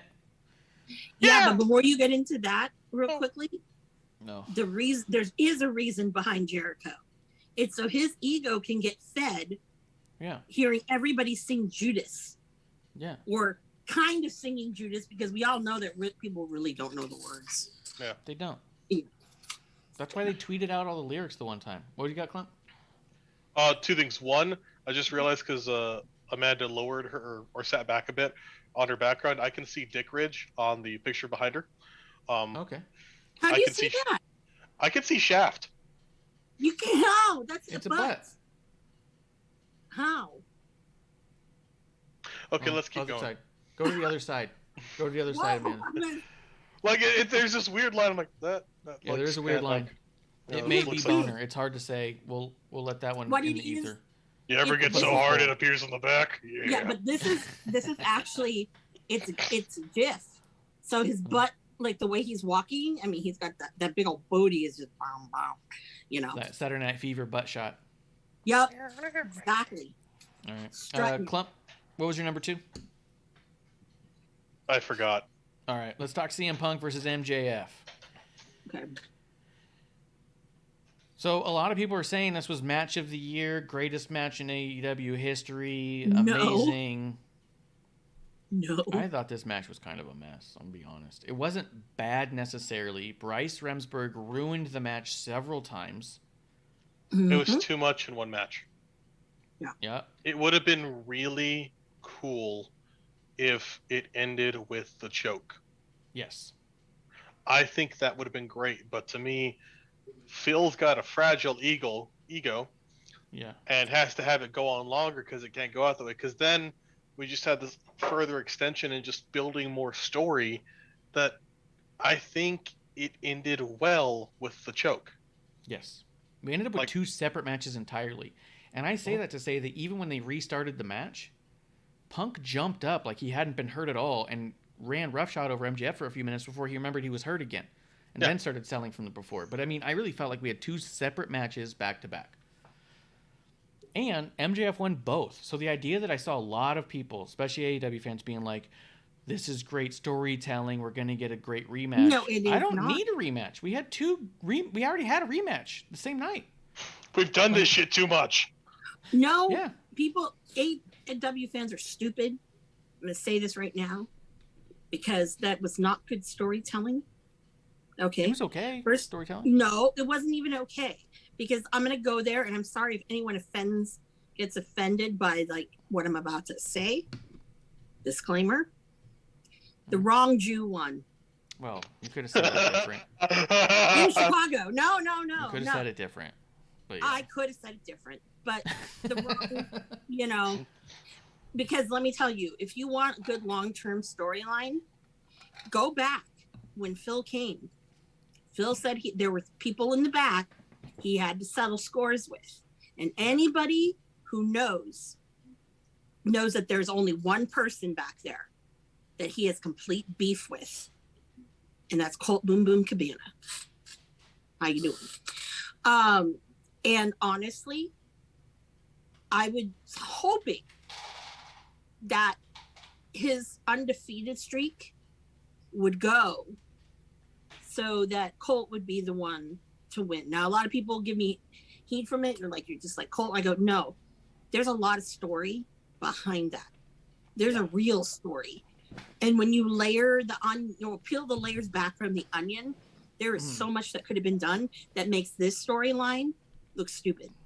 It's not the best storyline, but for the storyline that it is, it was fine and it was okay. But my biggest problem is the absolute refusal to disqualify. Yeah. Without reason or purpose. Not just once, but twice. Twice, and on top of that, several matches before. There were a number of matches this night where people were cheating in front of the ref, and the ref just went, come on. Like the ref the ref's like, it's out of my hands. I wish I could do something, like enforce a rule. Just in time in the chat. Cheers to my WOTR friends. Cheers to Just in Time from the In Time Wrestling Podcast. But so, like the first part. So MJF is choking him out. He passes out, and first off, the Hulk Hogan 3 hands up and down thing is so fucking stupid. There's a reason no one does it anymore. Because the UFC made you realize how stupid that is. Yeah. Because if you really think the guy might be unconscious, he's losing a lot of fucking oxygen during that time. So it really kind of just throws away the whole idea of this potentially being an actual contest, and it becomes play wrestling real fast. Mm-hmm. That stuff you do with your buddies, with your nephew, you goof off because you're playing and it's clearly play. So it really took a lot of the heat off the match for me when he started doing that to begin with. Secondly, they put up MJF's arm, the tape falls out, and they slowly look at each other, and then they slowly look down at the tape, and then they look back up at each other, and Bryce makes it this whole fucking cartoonish thing that looks like overacted community theater. It looks like a sitcom, really. This looks like a scene from Friends, where in reality, if this was a contest of any kind, he would have looked down and saw the thing and then looked at the dude and said, what the fuck is that? And once he had the belief, you were choking him with it, you don't say, we're going to do the match again. You say, that's it. You're cheated. You cheated and I award you it. I'm reversing the decision. You're now disqualified, and that's that. The idea that the ref would say, hey, you choked him out illegally. Jim Ross even said it like 3 times during the match. Other refs would have ended the match by now. Mm-hmm. And I was like, yeah, refs who follow rules or enforce them would have ended this by now. Mm-hmm. But at this point, MJF has 2 victories over CM Punk on the same night. I don't need to revisit it. Bryce Remsburg looked like an absolute fool. And he kind of spoiled the match for me every time. Even the way he gets distracted is so cartoonish and stupid. And while he's choking him, Bryce, as he goes to look at them, starts looking towards the audience like, what? What am I... Like there's any reason for him to be playing up his dumbness and not taking it seriously, right? Don't play dumb overtly. What? I don't... How am I supposed to... What? That's what it looked like. And I was like, no. Just act like you don't see what they're talking about. You know what I mean? And be in the match. And be officiating. So Bryce ruined the whole fucking match for me to begin with. But yeah, it needed to be disqualified twice. It wasn't, because this company doesn't believe in rules anyways, which makes the point of cheating irrelevant. You just literally proved that you can cheat in front of the ref a number of times, and we won't DQ you. There's no reason to follow rules ever. And so they don't. So it makes it a mess. So, yeah, the match was fine. The finishes were ridiculously overdone. And anybody who watches AEW and says this is pro wrestling, not sports entertainment, WWE's sports entertainment stuff, needed to fucking watch this match. This was as sports entertainment as it gets. Mm-hmm. It was so sports entertainment, they used a Hogan spot to end the first match. Grim Reaper says, I've never actually seen a ref break the fourth wall to the audience before. That's hysterical. Well, yeah, Bryce. He's the fucking showman. Bryce does it all the time. Sometimes Yep. Audrey does it too. Yeah. Mm-hmm. Absolutely. And when they did the Pepsi plunge for the first time in 17 years, which Jim Ross knew off the top of his head, which is insane to me that you want to believe that wasn't fed to him. But No. he does the Pepsi plunge, and Bryce grabs the rope and starts acting like he's on a boat that's moving. He's like, ugh, like it was this. Yeah, I was like, what was that? Yeah, I was like, what the fuck are you doing? Like, it's ridiculous. But yeah, MJF won twice. Once by cheating, which counted anyways, and then once by cheating again, which is totally fine. And I don't know, it was what it was, but I was really brought out of the match a lot. Amanda, what'd you think of it? Well, I think we heard what you thought. Klump, what'd you think I'm of it? still mad about it. Yeah. Yeah. Bitter. I mean, I was annoyed by it. To me, it was two matches. It was ruined by Bryce Remsburg. It felt CM Punk's entire run on TV to me has felt like Fragile Ego. Then again, his run on pay-per-views felt like Fragile Ego.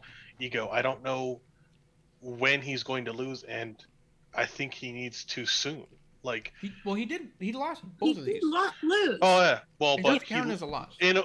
Yes, but in a way that looks so shitty, you know? Mm-hmm. Like, it would have been more impactful if he lost. Like, sometimes you gotta lose. Just lose. But, yeah, that's... Also, I don't know if it did any favors to restart the match just to have him lose again. Yeah. You know what I mean? We're gonna do this again. No, you still suck. Okay. Yep. Yeah, you're still dumb. You still get fooled by the heel. All right. Punk looked like an idiot twice. Yep. Not just once. So I will say this: MJF is not a very good wrestler. I don't think he's bad. I think he's getting He's there. I think he's a good. very safe wrestler. I don't know, but he's not that great, and he needs better gear. It looked like a saggy diaper. That gear was gross. It was bad. I actually thought that. There was a couple times I went for a pin and I was like, oh, it felt like watching Zicky Dice again. Where I was like, ugh. Yeah. The gear. Yeah, but it's not a knock on Zicky Dice's body. It was a knock on his gear. If you remember, his gear had his face on it and his nose went like between his crotch. So as he would go for a pin, it just looked like you were seeing this fucking disgusting stong thing on his gear. And it was, it was so gross. Him and Aaron Stevens also had disgusting gear because he wore the nude colored tights with pink knee pads, and all the time with him too, I'd always go, "Oh God!" Like, yeah. I don't know if I'd do that. Yeah. White trunks are bad. A lot of them. Okay. I will say this: I've seen Zack Sabre Jr. wear white trunks in a match that I was in the front row for, and I don't like to be that person, that woman. I don't believe this. Unfortunately, it was way too hard not to be that person. And even the guy next to me was like, I'm disturbed. I'm like, why are you disturbed? And he said, it was way too hard because he was way too hard. Yeah. The guy was like, man, I got my girlfriend here. And I go, oh, sorry. Well, it's like that match with Jordan Devlin we watched where we were like, Jesus, man. Get, like, more... Yeah. Like, he'd land, you're like, I'm gonna see asshole. Yeah, but no, but Zack Sabre Jr. in the right lighting is like, whoa. It was like, why don't you just wear saran wrap? Okay. Yeah, that was I love you, Zack. Finn Balor had a similar gear. I think it was a SummerSlam. It was like all white, and the camera goes up and just like stays up in his fucking junk, and you can just see it like saran wrap, like you said. Then there's a whole spot where he like goes through a table. And then the camera's just like on his crotch again, and you're just like, God damn, Finn Balor's excited. Flex it. Yeah. And the cameraman's all like, give me more. Yeah, we need more. This is for the women. No. Yeah. No. No reason to be drug here. No, no. But you know, I mean, whatever. But you know, when I look at it and I think back on that match, okay, I don't know. I get that, you know, why you're pushing MJF so hard. Okay. He gets the most heat of anybody that's there on their roster. But also Brandy. at the same, well, actually, no, his was still more so. But I think that, yeah, you want to screw CM Punk in Chicago. There were better ways to do it. But again, I'm not on their creative team, so can't tell you.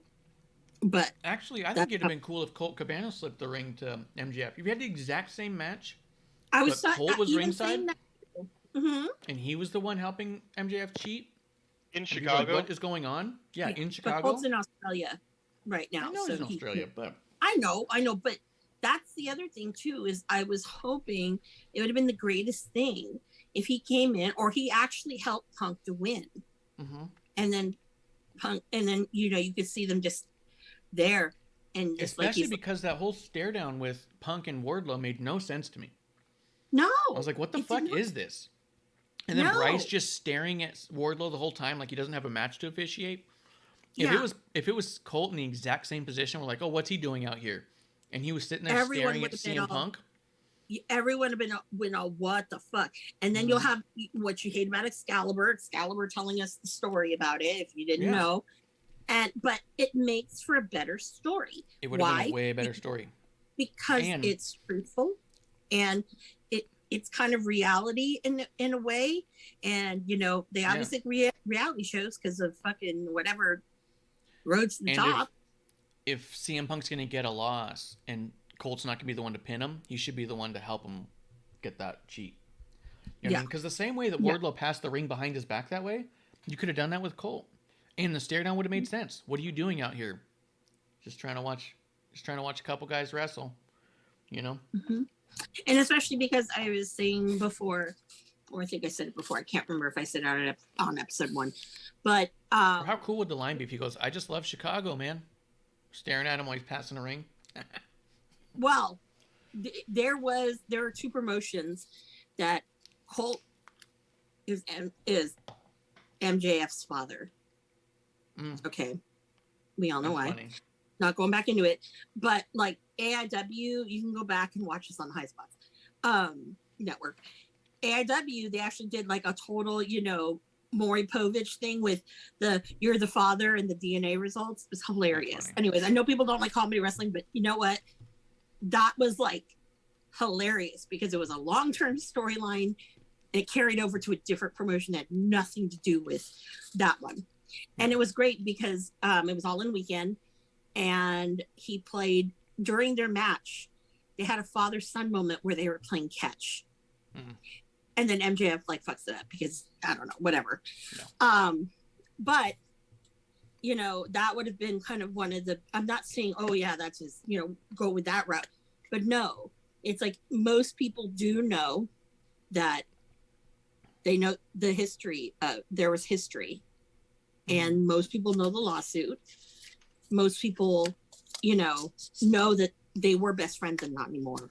Yeah, it was bad and ugly, you know. And I think that was your way of, if you really want to make it, Tony, believable, and you want to save face with, you know, people who are really, you know, I don't want to really say really smart, and they're not really as smart, but the people who are just kind of like, this has got some kind of bullshit. You know, you guys, this isn't what right now what we're seeing is not what we thought we were going to get. Yeah, no, that would have been amazing. Yeah, but you know, again, you know, if I had billions of dollars, I probably would have done that. I'd know, hey, Colt, here's my private plane. Yeah, probably about 30 hours. Come for this show, and you know, whatever. But it's okay. We will see that match eventually because it's going to happen. But I don't care now. The stakes on it just got fucking crushed. Yep. Because now it's like, who cares?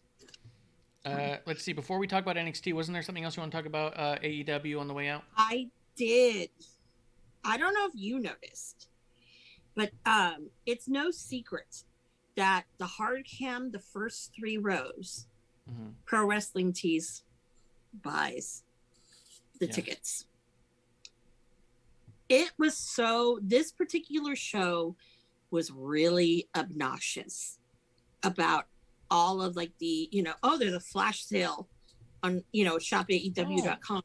I did see all that. Yeah. Oh, yeah. And then there was one sign that was like, because they all, if people didn't know, at the Pro Wrestling Tees at the shop in the back, they have a wrestling ring and we're doing training for freelance wrestling. And that's where Mustafa Ali, one of the places he was wrestling at in the area. So they were like they had a guy with a free Mustafa shirt on and all this other stuff. So there was all these little weird agendas, right? Mm-hmm. But shout out to the guy that was in the 4th row behind them who had a "What a Maneuver" sign. I thought that was great. Shout out to him. Yeah, but that was great. That bothered me because of, it was like a big advertisement. And to be quite honest, like, yeah, you guys, everybody knows who you guys are. Everybody knows the perks of it. My thing is this: as a fan, we get it. It's Chicago. We get it, right? Mm-hmm. But you don't have to necessarily. Well, I have a problem with AEW's hard cam anyway, because it's always dick heavy. Sorry, dick heavy. And if there are women, they're just kind of bored out of their skull. I'm like, I'm not saying, hey, put me on, but you know what? I get into my shit. Yeah. Watch All In. I get into it. I mean, it's one of those things where it's like, yeah, these guys know all these dudes, and it's like, come on, if you want to build your fan base, it'd be great. Like if Joe Schmo from, I don't know, I'm trying to think, Schaumburg. I was trying to think of a suburb out there. Joe Schmo from Schaumburg got to sit in the front row to see CM Punk. Yeah. And not have it hogged because, you guys have this agenda. Yeah. It kind of made me feel like, man, I don't know what's worse. That NXT crowd or any crowd that tries to get themselves over more so than the show. So I was bothered by that. I don't know if anyone else caught that either, but I sure did. Yeah, I've heard about that before, actually. But yeah, no, that makes sense. It's annoying as fuck. You guys want to talk NXT for a bit? Sure. Speaking of shitty crowds, the NXT crowd takes me out of the show more than they help with the show. They are so hell-bent on seeming smart and getting themselves over that they have no problem being absolutely disrespectful to the talent at all times. Are you guys there? Yeah. Mm-hmm. Didn't have my audio. When your guys' mic goes silent, I don't even get air. So I was like, oh no. No. So it opens up with Imperium versus Diamond Mine, which, by the way, doesn't make any sense. It was a fine match, but it was kind of a stupid story. I know Just in Time really loves it, but I'll be honest with you. Before I talk about the crowd real quick, the concept of Imperium and Diamond Mine feuding is on paper stupid. They are both teams that believe in the sanctity of the ring and traditional wrestling. Why do they have a beef? You should have Imperium beating up Jacket Time, and you should have Diamond Mine beating up the Jensen Bros, or whoever they are. Anyone who's a character should be going up against teams like these, and these guys should be teaming up for a War Games. You know what I mean? Yeah. They have the same vision. So it didn't make any sense to me. Yeah. I'll tell you, the crowd took me out of it in the beginning with them chanting Walter. Yeah, I hate that. Yeah, that ruined it for me. So I was like, shut the fuck up. Spinify says the fans act like you march towards AEW. It's called karma. That's not true. I don't act smart around AEW. I take it for what I'm watching. The crowd in NXT adamantly tries to say we know what's going on. Chanting Walter at Gunther. Chanting Uso at Solo Sikoa. It's just disrespectful. The idea that people can't change their names is already stupid. If you want to say that changing their name seems silly to you and doesn't ever happen. Just like it's a gross misstep for history. And I know I come from the aspect of like, I'm a massive Muhammad Ali buff. Like I've read all of his books. I've seen every fight he's ever had. I have a tattoo of him. And when he changed his name from Cassius Clay to Muhammad Ali, it was a really big deal. And a lot of people refused to call him by his new name. And like Joe Frazier, for one, refused to call him by his name because he goes, I know your name. But Muhammad Ali had changed it. Whether you change it for religion or any other reason, as long as your personality on TV tells me you go by this name now, you're either going to respect them or disrespect them. Those are your two options. You don't get to be smart and respect them at the same time. You don't get to say, I respect him so much that I ignore whatever he says he wants. It wasn't a showing of respect to call Muhammad Ali Cassius Clay. It was just you trying to say that you're smart.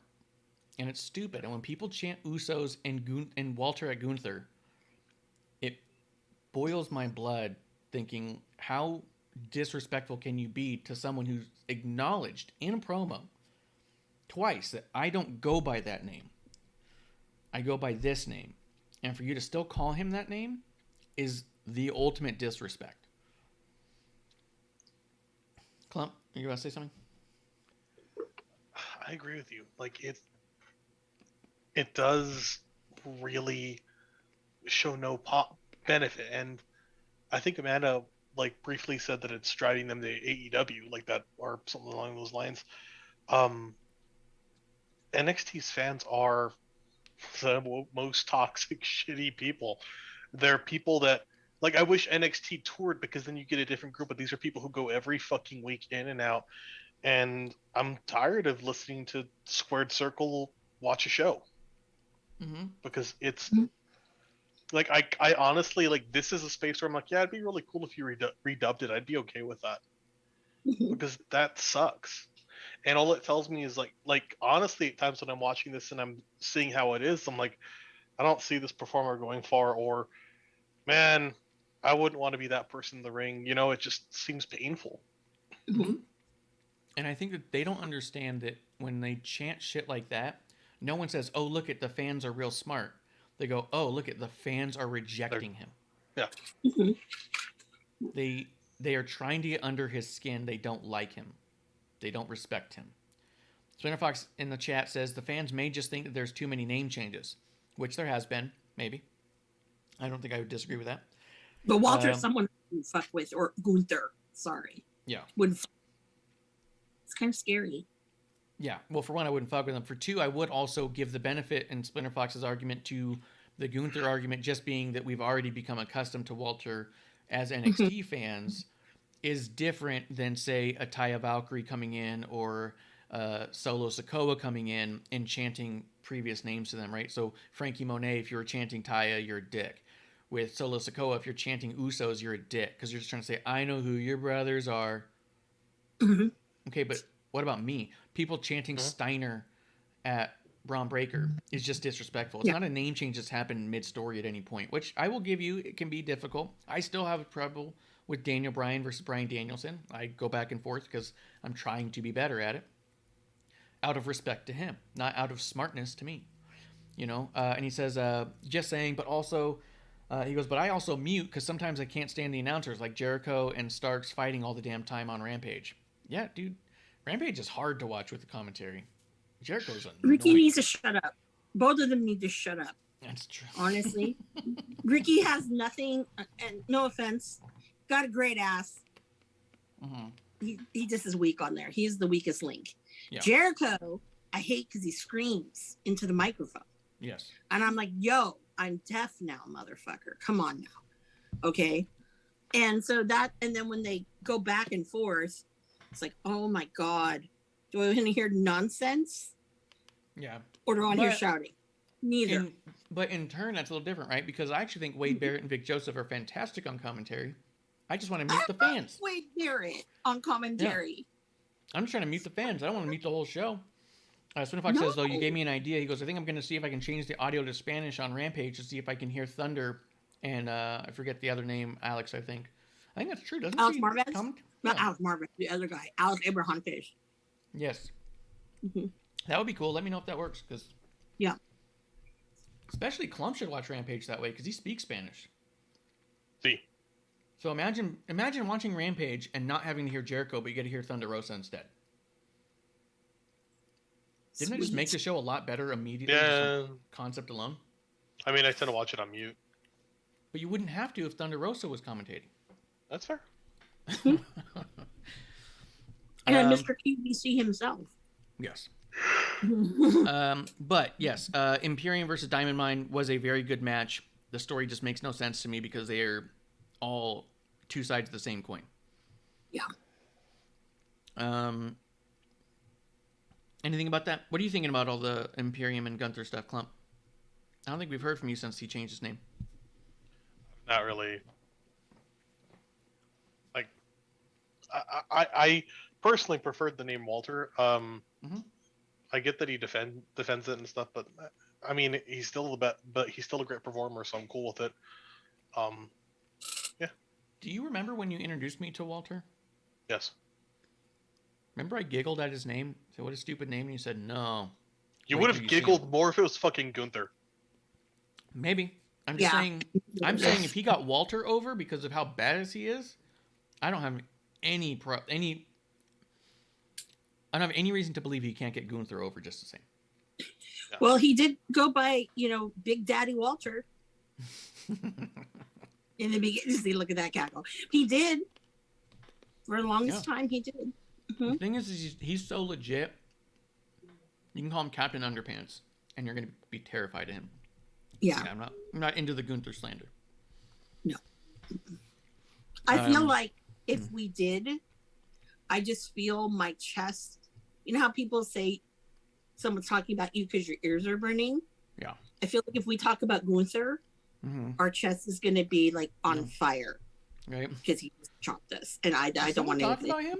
My chest is caving in. My chest is caving in. Look at all of the capillaries that are exploding. Mm-hmm. And there's a hand mysteriously. Yeah. Yep. Mm-hmm. Let's see. Moving on though, LA Knight cut a promo backstage and ended up he got called out. He called out Grayson Waller, and Joe Gacy and Harlan came out and tried to offer his help, and so LA Knight ended up in a match that night with them, with Joe Gacy. Man, fucking LA Knight's so goddamn good. I know. I'm glad he seems like the crowd is warming up to him. Mm-hmm.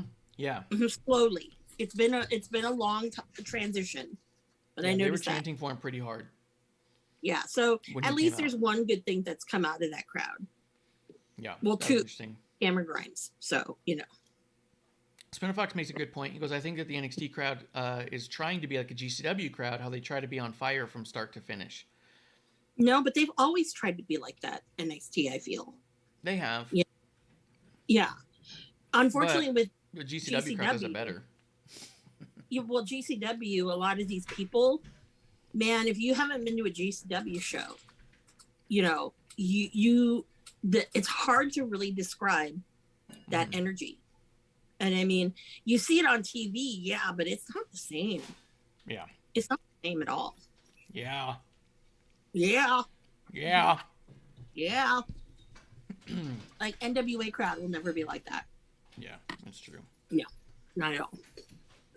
Also, AEW has to be getting in trouble for the crowd chanting "shut the fuck up" so much, right? Because getting the word "fuck" on TV is not a positive. Yeah, I don't know, but then Tony, a lot of money. Yeah, do you think he just pays the fine? Because I think that at a certain point it stops being a fine and it starts being stop production. Yeah, maybe. Hi, producer lady. I was thinking about. Amanda says, "Hi, producer lady." Because I was thinking about when we were at the NWA taping. Remember, if we started chanting Eddie Kingston, stab him up, he stopped the interview and said, "Hey guys, here's the thing.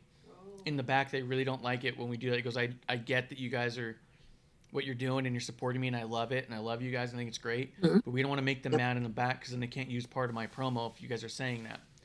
And everyone in the crowd just went, "Oh shit, okay," and they never chanted it again.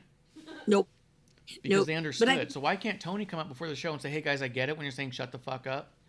It's pretty cool because you're trying to tell the heels to stop talking.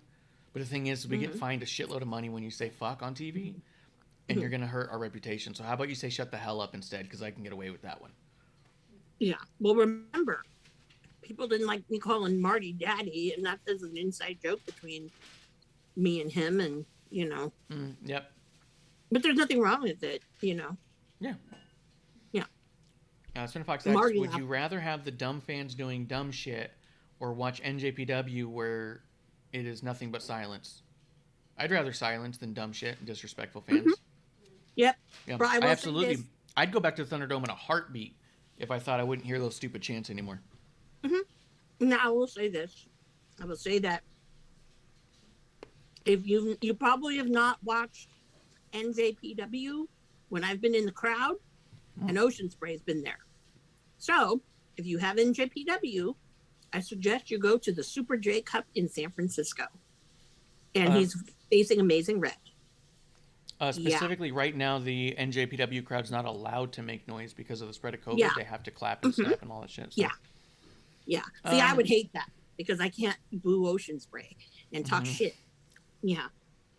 People love it. I turned the whole crowd against him. It was great. Perfect. Moving on, Toxic Attraction came out.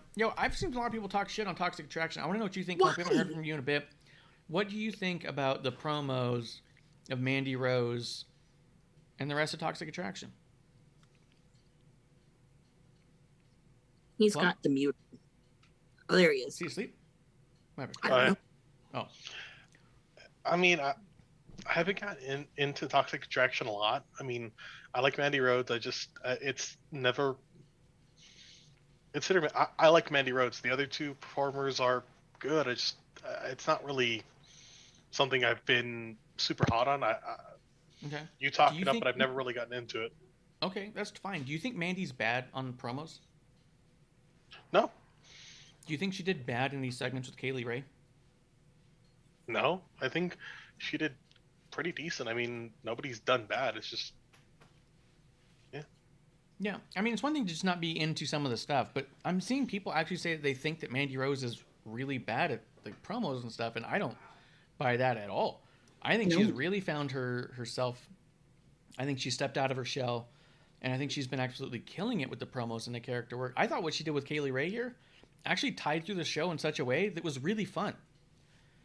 And they both did an awesome job of doing what they're doing. Kaylee looked like a fucking lunatic, and Mandy looked like a skittish, scared, in over her head bitch. Yeah. And you're all like, okay. Like, they played it perfectly. Like, I want to see them in a match because Kaylee Ray is a goddamn serial killer from a movie, and Mandy Rose can't seem to get away. Put him in the ring. Like, I thought it was great. Yeah. I thought dumping spaghetti on Mandy Rose seemed a bit much, but hey. Yeah. Just a lot of spaghetti to go to waste is all. I know. I'm surprised Tony D'Angelo didn't come out very upset by this. Yeah. Well, if it was a calzone, maybe. But, you know, I don't know. Maybe he, you know, I that sounds more New York. Can you imagine, though, that big bowl of spaghetti when she dumped it on Mandy Rose? If you had Tony D'Angelo with one fork saying, "Hey, that was my dinner," like it was just oh, that'd his. be great. That would be great. Just like it was with two dudes. Can't remember their names. When they're like, you know, act as if Mandy were here, and then all of a sudden, next thing you know, she comes in and she's falling on dude's lap. That was great. That was some great. That was some great promo time. But I will say, I really enjoy Mandy Rose and her promo work. I feel like every week she gets better. Yeah. And I definitely love how she's really kind of sunk into this character that she's doing. I must say, I love goddamn Gigi Dolan, and I can't remember her partner's name. JC Jane. JC Jane. She seems to be the one floundering to me, where she hasn't quite attached her identity to her character yet. No, it's almost like you're trying too hard, and it can get distracting. I don't think that she's the natural fit that Gigi and Mandy are. Mandy and Gigi have found a part of themselves in these characters, and I don't think JC has. I don't think JC sees how she fits in that, and I think it shows. But I do think that she's getting better. She just is kind of characterless. It's hard, but then again, when you see like Gigi Dolan, and you know her previous work, you can see, okay, it's natural for her to kind of gravitate toward that. But I mean, she really just, she's just getting so much better on the mic. I noticed that when I was watching NXT. It was like, wow, you're getting really good. Because I don't know, I remember seeing her, if anyone saw that, some of the episodes on the gypsy wedding thing, and she was training. It's like, oh. And then, you know, I've seen other ones of her do it throughout the years, the indies. Oh, but this was like, that's what happens when you have good training in a promo. So that was exciting. Yeah, I think she's doing a lot better too. I think she's doing awesome. Yeah, the only one I think that's sort of floundering is JC, but I also think that it's really safe to have her with Mandy and Gigi because they'll carry her through until she finds her place. Exactly. Klump, what did you think of Cora Jade versus Raquel Gonzalez? It wasn't bad. I thought, I'm really hot on Raquel. I thought it was a decent match. I feel like things have really cooled off with Raquel. Then again, it's kind of rough. I don't think it was a bad match by any means. It was just, I don't know, it seemed kind of without purpose to me. It was leave. I could take it or leave it. I think you could do a lot more with it to build things, but then also I think if it's continues to build people up, I'm okay with that. Yeah, and then they're going to be tagging, and I think that'll be cool. I think they'll make a decent tag team, which maybe that will lead us to Cora Jade versus Dakota Kai. Oh yeah. You know, but yeah, I think Cora's got a ways to go, but I think she's doing tremendous in that spot. And like you said, with Raquel at this point, I just don't know why she's still there. No, you know, like I was shocked she wasn't in the Rumble. Yes. Yeah, I thought. Yeah. I'm shocked nobody from NXT was in the Rumble. Yeah. That too. No one was. Yeah. Like that's a great way to bring like an EO or a Dakota Kai, you know, like get some heat on them, get some stank on them. Yeah, absolutely. And we talked about it a little bit, I think, while you're flipping your headphones at one point, that the thing I thought would have been better than some of the main roster people who weren't on would have been NXT people, just to get a feel for the crowd. How does the crowd react to this person or that? You know, get an LA Knight out there in front of the crowd just to see, you know, that just because you know they're not going to win, but at least you can kind of like. Cameron Grimes. That's the one I really see how the WWE crowd reacts to him. That's like the $1 million joke. Let's see. Yeah. Pete Dunne and D'Angelo's going to get a cage match. But then Saray versus Kayla Inlay.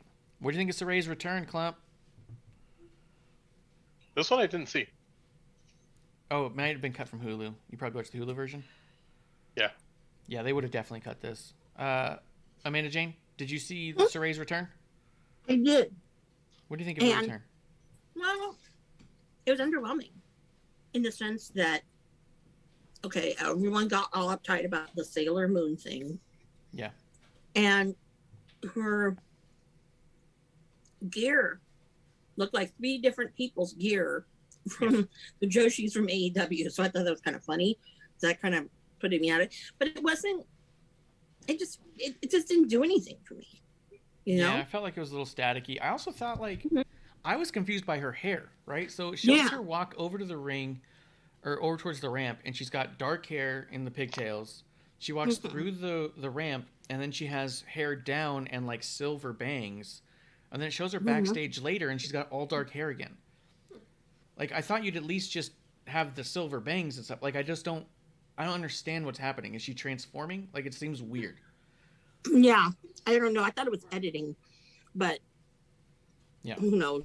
Yeah. But I mean, she did good in the match in and of itself. But yeah, I was kind of underwhelmed by it too. Felt a little staticky, and I guess we'll see where it goes. She's good. Yeah. But you know. The Cameron Grimes and Carmelo promo, I remember just thinking was terrible. Well, because it got like potty humor. Yeah. It's SpongeBob humor in it. I thought it was funny, but that's just me. Okay. Because it made sense. It's childish humor. Yeah, I felt like a lot of this was childish humor. Like even the segment where Mandy Rose falls in that guy's lap and he's like, "I got a massive boner right now." Oh, I didn't hear that part. Oh, and they were going to call themselves BBC. because there's a couple black guys, and I was all like, what? Like, it was just really sophomoric, and I was like, what are we doing?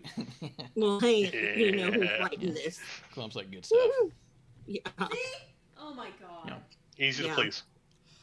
Yeah, But the I was just SpongeBob like, stuff was great. You no, know. it's not great, because the problem is with the SpongeBob joke, Amanda, is he made fun of Carmella's hair, but Carmella was wearing a hat. You couldn't see his hair. So if you say you have a haircut like a pineapple, but I can't see your hair, I can't say if he's right or not. I don't know if you're being funny or weird. He was being weird, but then the other jokes were kind of funny about bikini bottoms and all that other stuff. That was great. Oh my god. You cannot deny that that was not funny. I did not laugh once. Said, who the fuck is writing this and why is this happening? I trash. laughed. I loved it. All right, well, I'm glad you guys laughed. Okay. Klump, did you laugh at the boner jokes and stuff? Oh yeah. Oh, I didn't laugh at those. Klump's like, I was crying, man. Just, oh god. Easy to please, Tommy. Easy to please. Well, moving on though. LA Knight versus Joe Gacy. This was solid. These guys are good. Oh yeah. I mean, Joe Gacy wins, but they're just good. Oh, that's right, because Grayson Waller got involved, is why. Yeah. And so he got cheated out of it, and that whole thing worked out really well. So the idea that LA Knight's helping build Grayson Waller and Joe Gacy and Harlan, like, fuck, what a dude to help anchor some stories. Oh yeah. I'm not spinning mad at that. plates of those stories too, you know. Klump, what do you think of the match? Two of your favorites, right? I'm not mad at this. It was pretty damn decent. I'm getting better, more and more a fan of Joe Gacy, so pretty fucking dope. Yeah. His fucking smile when they're in the ring and he does the Mr. Burns hands and he smiles while Harlan's not making a facial expression at all. Yeah. Such a fucking visual. Beep. Yeah. I'm like, god damn. Take it easy on me. Exactly. Amanda, anything you want to say about this segment? I just thought this is the kind of LA Knight that I'm glad we're seeing now, Yes. because it's definitely putting over a lot of the younger guys, but at the same time too, it's something this is the kind of position he should have been. Not to say, I think the stuff post Cameron Grimes has been kind of, what are we going to do with this guy? But now they found something, and I think it's awesome. I hope they continue it. Yep. I got you. Still not sold on 2.0, but I'm definitely not sold on Van Wagner being with Robert Stone. I'm not. Why is Robert Stone even? Why did they release this guy? You're not doing anything for me. You're not doing anything for a lot of people. You weren't that great in Impact. Yeah. Yeah, I don't get why he's there. I'm not saying he should be fired. I just don't understand what he's bringing, because we've seen enough of him to know that it's bringing nothing to me. He doesn't do anything. But so we don't just harp on some shit we don't like. Amari Miller versus Wendy Chu. What'd you think of this Wendy Chu match? Tiffany Stratton came out. She was trying to bribe Amari to beat Wendy Chu. Throws her credit card in the ring. She goes in there. Tiffany goes in there to get her credit card back from Amari. Amari's like looking for it. I like that there was a dude in the crowd who stood up and goes, "Wendy has it," and points. And Tiffany at that point looked in the crowd and then looked over back. Like, she went with it because she's like, the fuck else am I supposed to do? Pretend I didn't hear it? Yeah. And then Wendy's over there holding the credit card and spitting like it's money. What did you think, Amanda? Wendy Chu is a national treasure, and she should be protected at all costs. I think it's great. I was a little concerned at first about, the whole thing with, Tian Shaw and, and that just, not happening. I was concerned. I was concerned for her, but this has been, for me, it's been such a joy. I think I look forward to, there's three things I look forward to. The ridiculous of Cameron Grimes. Okay. LA Knight, and especially LA Knight with microphone. And now Wendy Chu. And I think it's because she's got this character. So, she's lazy. Yeah. but it really kind of works. And then with Tiffany Stratton, that promo of, it's okay. Everyone loses to, what I liked about Wendy's character is when they said that she was lazy, she said straight up, "I'm not lazy, I'm just comfortable." Yeah. And I actually thought that brought a whole other dimension to her character. Yeah. I'm ultra comfortable. I'm not going to be uncomfortable for any of this. And in turn, when you're that comfortable, sometimes you get sleepy, I guess, Yeah. Well, what's great too is it's like this is a really large departure too from your traditional women's wrestler with, tatas hanging out and whatnot. She's in a fucking onesie. Which is true. Onesie, and she's also in great shape. She doesn't have to be in a onesie. Oh no, oh my God, she is like a woo hot mama under there. But yeah, I just was very like, okay. But it's cool. Like if you can do some of this stuff in a onesie, I think, because they're very restricting if you've ever worn a onesie. Yep, I have. Yeah. Mm-hmm. I have a Batman onesie I wear regularly. Yeah. Klump, tell us about your onesie and what you think of Wendy Chu. I call it a singlet, and I feel strong and powerful, like RVD. Whenever I go take a poop and I have to, pull it back up, I then feel like Kurt Angle when the match is not going. I like to pretend I'm in that Kurt Angle Shawn Michaels match at WrestleMania, where he pulls the straps off, doesn't get the pin, puts the straps on, then pulls them off again. That's what I do. Oh, yeah. Oh boy. What do you think of Wendy Chu? Hell yeah. Decent. Yeah. I didn't see this part. Oh, you didn't see that part? No. I was really impressed with Tiffany Stratton, and I've been impressed with her just because I haven't expected a lot out of her, and I think that she's been delivering for sure. I thought her back and forth with Amari was actually done very well and believable and came off natural. Wendy Chu at this point just makes me happy knowing it's making Amanda happy, and so I'll snicker at stuff. Even if I don't like the thing, I just laugh going, well, as much as it annoys me, Amanda likes that. That was probably your favorite part. You know what I mean? Yeah. I will say this. That sleeping elbow that she drops looked way better than CM Punk's elbow he threw on MJF. Oh yeah. Did you notice that when he threw that elbow and they're like, oh, what a massive elbow. His elbow was never even anywhere near MJF. He just kind of like did like a side thing and kept his arm out so he wouldn't actually hurt or touch MJF, and it looked like the shittiest elbow. I was like, what the fuck was that? Well, he botched a lot though. But Wendy Chu dropped an elbow like she was asleep, and it still looked stiffer than that. So that was cool. I'm excited about this Nikita. That Nikita thing where her dad's like a bassist and her mom was a roadie or some shit. Something about her seems really interesting. Band-Aid. Didn't we see Almost Famous? It's called a Band-Aid. Didn't we see Almost Famous people? Come on now. Oh, yeah. Oh, we'll see. But, it seems really interesting. We'll see where it goes. I didn't care about the Andrew Chase stuff. Ciampa, Braun Breaker, Legado del Fantasma, I think was the main event. What'd you guys think of Ciampa, Breaker, and Legado del Fantasma, Klump? It wasn't bad. I'm curious to see, is this going to be building up Legado del Fantasma, or I'm curious to see what this means for the title. Is this going to be Braun and Tommaso having a feud at some point down the road? Are they building that up? What's the aim of it? I wonder too, because I feel like it's kind of hanging. I feel like it makes sense it's the main event because it doesn't feel like any of these guys still belong here. They all feel bigger than the brand. I feel like these guys are all ready to be somewhere else. But at the same time, it just makes you kind of wonder about it. Like, where are we going with it? And what are we going to be doing with Breaker? How long are we going to keep him down there as the champion? And I'm not saying don't anchor your whole promotion off of Braun Breaker because, fuck, I probably would too. But, yeah, it was really good. I do wonder what's next, where we're going. But I think with these specific talent, I think you just kind of enjoy it as it goes. I think we're going to end up with some cool Santos and Breaker stuff right after, to be honest. But Santos also is a dude who's ready for the main roster, if you ask me. So, I don't know. I'm a little torn on these because every time I watch it, I'm just thinking, why are you in NXT? You know what I mean? Yeah. Take myself out of it. It feels like half the roster that's on TV right now.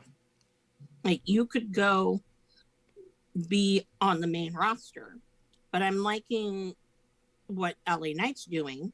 Mm-hmm. So it really kind of is helping out, which is great. Yeah. And then part of me is kind of like, man, these are like 4 people in a ring that, it's like, dude, it's going to be good. You don't even have to watch it to know. Right. And I saw bits and pieces because I didn't get to finish it. But what I saw was like, yep, this is the kind of match you knew already, the quality of it, because of just knowing the names. Yeah, 100%. Yeah. And if you're going to teach Braun Breaker tag team wrestling, who better to tag him with than Ciampa? And who better to have him in the ring with than Legado del Fantasma? Because I think the other thing we have to also take into account is Braun is still learning all this stuff. And these are master classes he's getting at this point. But I will say that just the narrative of NXT in general. I mean, when we were watching Black and Gold, how much stuff would we say we loved but would never work on the main roster? And at this point, we're complaining because so much of it feels like it already belongs on the main roster. Like, that's a huge turnaround. You know what I mean? Like, I think it's cool. It was the people and the players in Black and Gold, to be honest, because I'm sorry, Johnny Gargano would get lost on the main roster. It's very insignificant. Adam Cole, I don't think that he doesn't have that kind of star power, even though he thinks it in his mind and his old lady thinks it. He doesn't have that. So it wouldn't have worked. Yeah, he definitely doesn't have the star power that I think even a Braun Breaker brings already in his young career. So that's not trying to knock him. I think he has a massive fan base, and I think that he's doing the right thing for him, talking about Adam Cole. But I do remember the amount of times people would watch NXT, and I feel like some of the stuff they liked there was also ironic because they go, this would never work on the main roster. McMahon would never put this guy on there. This match would never happen.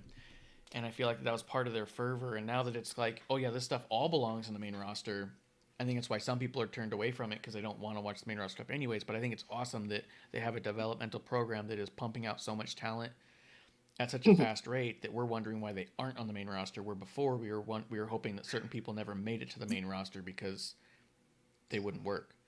Yeah. I don't personally have anything else to say about the show other than Kaylee Ray and Mandy Rose closed out the show, and I thought, again, they just did a tremendous job, and I'm excited to see how that plays out. Love it. But, Klump, was there anything else you want to say about the main event or any of those other angles? I'm good on my end. Yeah. It was overall, I think, a pretty solid NXT. There's been a lot of NXTs that I've watched where I go, like, didn't love all better, of it. Yeah. This is one I could actually watch through it and not feel like, ugh, it's a chore. You know what I mean? I agree with that.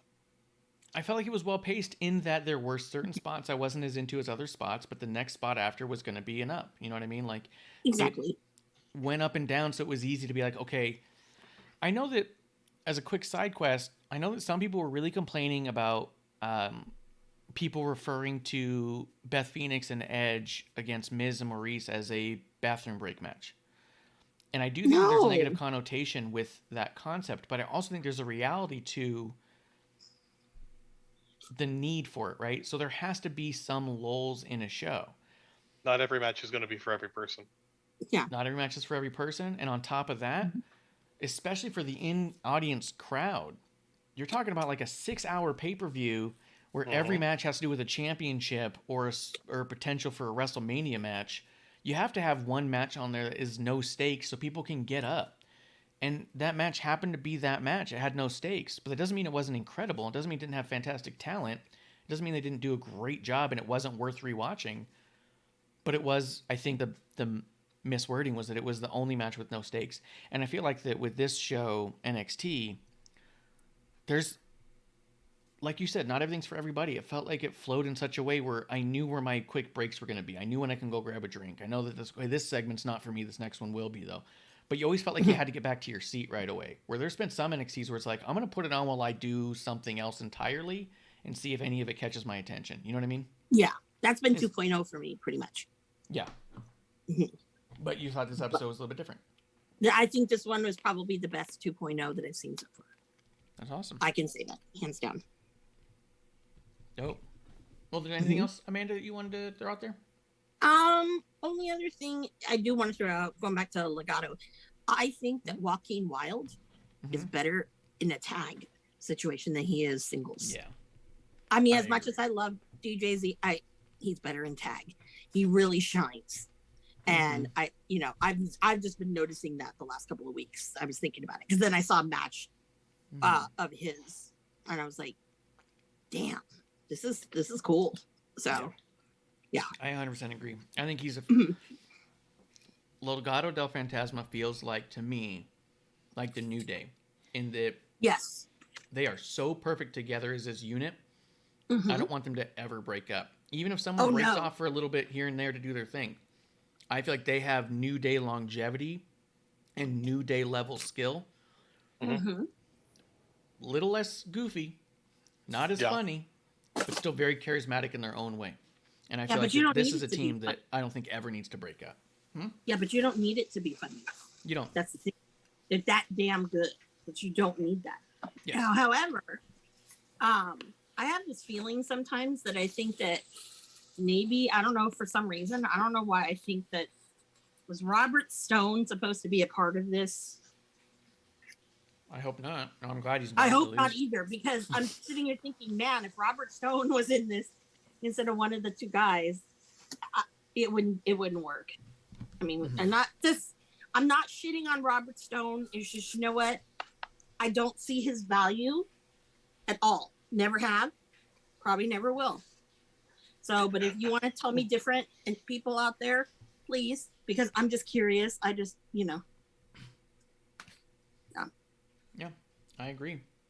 Yeah. I agree. I think this team's amazing, and I even think Elektra Lopez should stay in it. And Oh yeah. At first, great. I was bothered by her. I'm not gonna lie. I It's felt like she was shoehorned in there, but then it turns out she fits perfect. No, yeah. I thought that was because at first I'm like, why do you need a woman? You don't need a woman. Now it's like, okay, I get it. I get it. Yeah, it brings a lot of credibility and gravitas to her. Yeah, but part of me thinks that Raquel Gonzalez might have been a good fit too, but I don't know. I could see that. I don't know that she would. I think she does so well as a singles. that Yeah. She doesn't need the whole crowd behind her. Plus, Raquel Gonzalez is so large, she might make the guys look small. True. That is true. Because other dude, not Joaquin Wild, the other dude's kind of small. Raul Mendoza. Yeah. And Santos isn't super tall. I think Raquel might dwarf them, and that might be a bad look. But, yeah. Grim Reaper in the chat says Grimes versus Hayes at Vengeance Day is going to be lit. Yeah. Grimes and Carmelo is going to be dope. Mm-hmm. They just need to stop saying shitty jokes, and I'll be good. Amanda liked the jokes, so. You can't and please. Klump liked the boner stuff, so I guess there's a little something for everyone. Grow up. No. No. You can't make us. Any final thoughts before last call? Go ahead, Amanda. No, I'm good. If you guys haven't seen the Ricky Starks Jay Lethal program on YouTube on the road to Chicago, I highly suggest that promo. Yep. Especially because if you have seen Jay Lethal before and him on the mic is not the best thing in the world, you might want to check that out and definitely check out Rampage. I think the card for Rampage looks better than what was on Dynamite, and it's shitty because that's only an hour long. Yep. It is what it is. I agree. Klump, any final thoughts? I'm good. We should start having you prep like a limerick for your final thoughts, so that at the end of each show you just give a dirty limerick of some kind. You know what I mean? I think it'd be a good shtick for you. I could do that, or I'll take it seriously and start typing up like a short story erotic fan fiction around a wrestler, like an event of the week, and I'll read that aloud. And then you'll say like you'll be like, just to protect everyone, it's about no wrestler in particular, but then like you use a name that sounds almost the same. Like I did write one Gazelle up called Rosales. Fisting. Yeah. Like you would have a story about like Gazelle Rosales and say it's about no one in particular. Strong bro man, get these hands, a tale of fisting. Yeah. Okay. Absolutely. Tail two fists. Making Samoa Joe his puppet. Oh. Interesting. But we will not. I really do not want to hear a Saubert Roan story. Please don't. Point. Yeah, he can be. Well, never mind. Grim Reaper says, "Are they ever going to finally pull the trigger on grizzled young veterans as champs?" Short answer, no. No, Amanda said no as well. It sucks. I'm tired of them. They got fucking. They got flat like a soda real fast with 2.0. They just suddenly just don't belong. I don't know what's going on. Yeah, and then it's awful. Yeah. Leah Moonlight says you would, talking about Klump's idea. Yeah, no, we're spitballing here. I shouldn't say spitballing in this case, to be honest. We will never get to an episode 2 though, because of it. Yeah, he'll start reading fan fiction on episode 2. Guys, thank you for coming through and having a drink with us here in the dive bar of the IWC. We are your drinking buddies. Give us a like, follow, subscribe, rate, review, the things. Go to WrestlingOnTheRocks.com/shop to check out all the new merch. If you are Grim Reaper or Terminator Sarah, you want our Royal Raffle for the Royal Rumble. I've already reached out to Grim Reaper, but he never told me what shirt he wants, so I'll have to get with him again. And we will sort that out as soon as we can. You can follow us. I got at MsAmandaJayne. We got at Crybaby Klump. I'm at Ref Marsh. We are at WOTR the show. We will be back next week for a brand new episode 1 right here in the dive bar of the IWC. That's the last call, everybody. Cheers.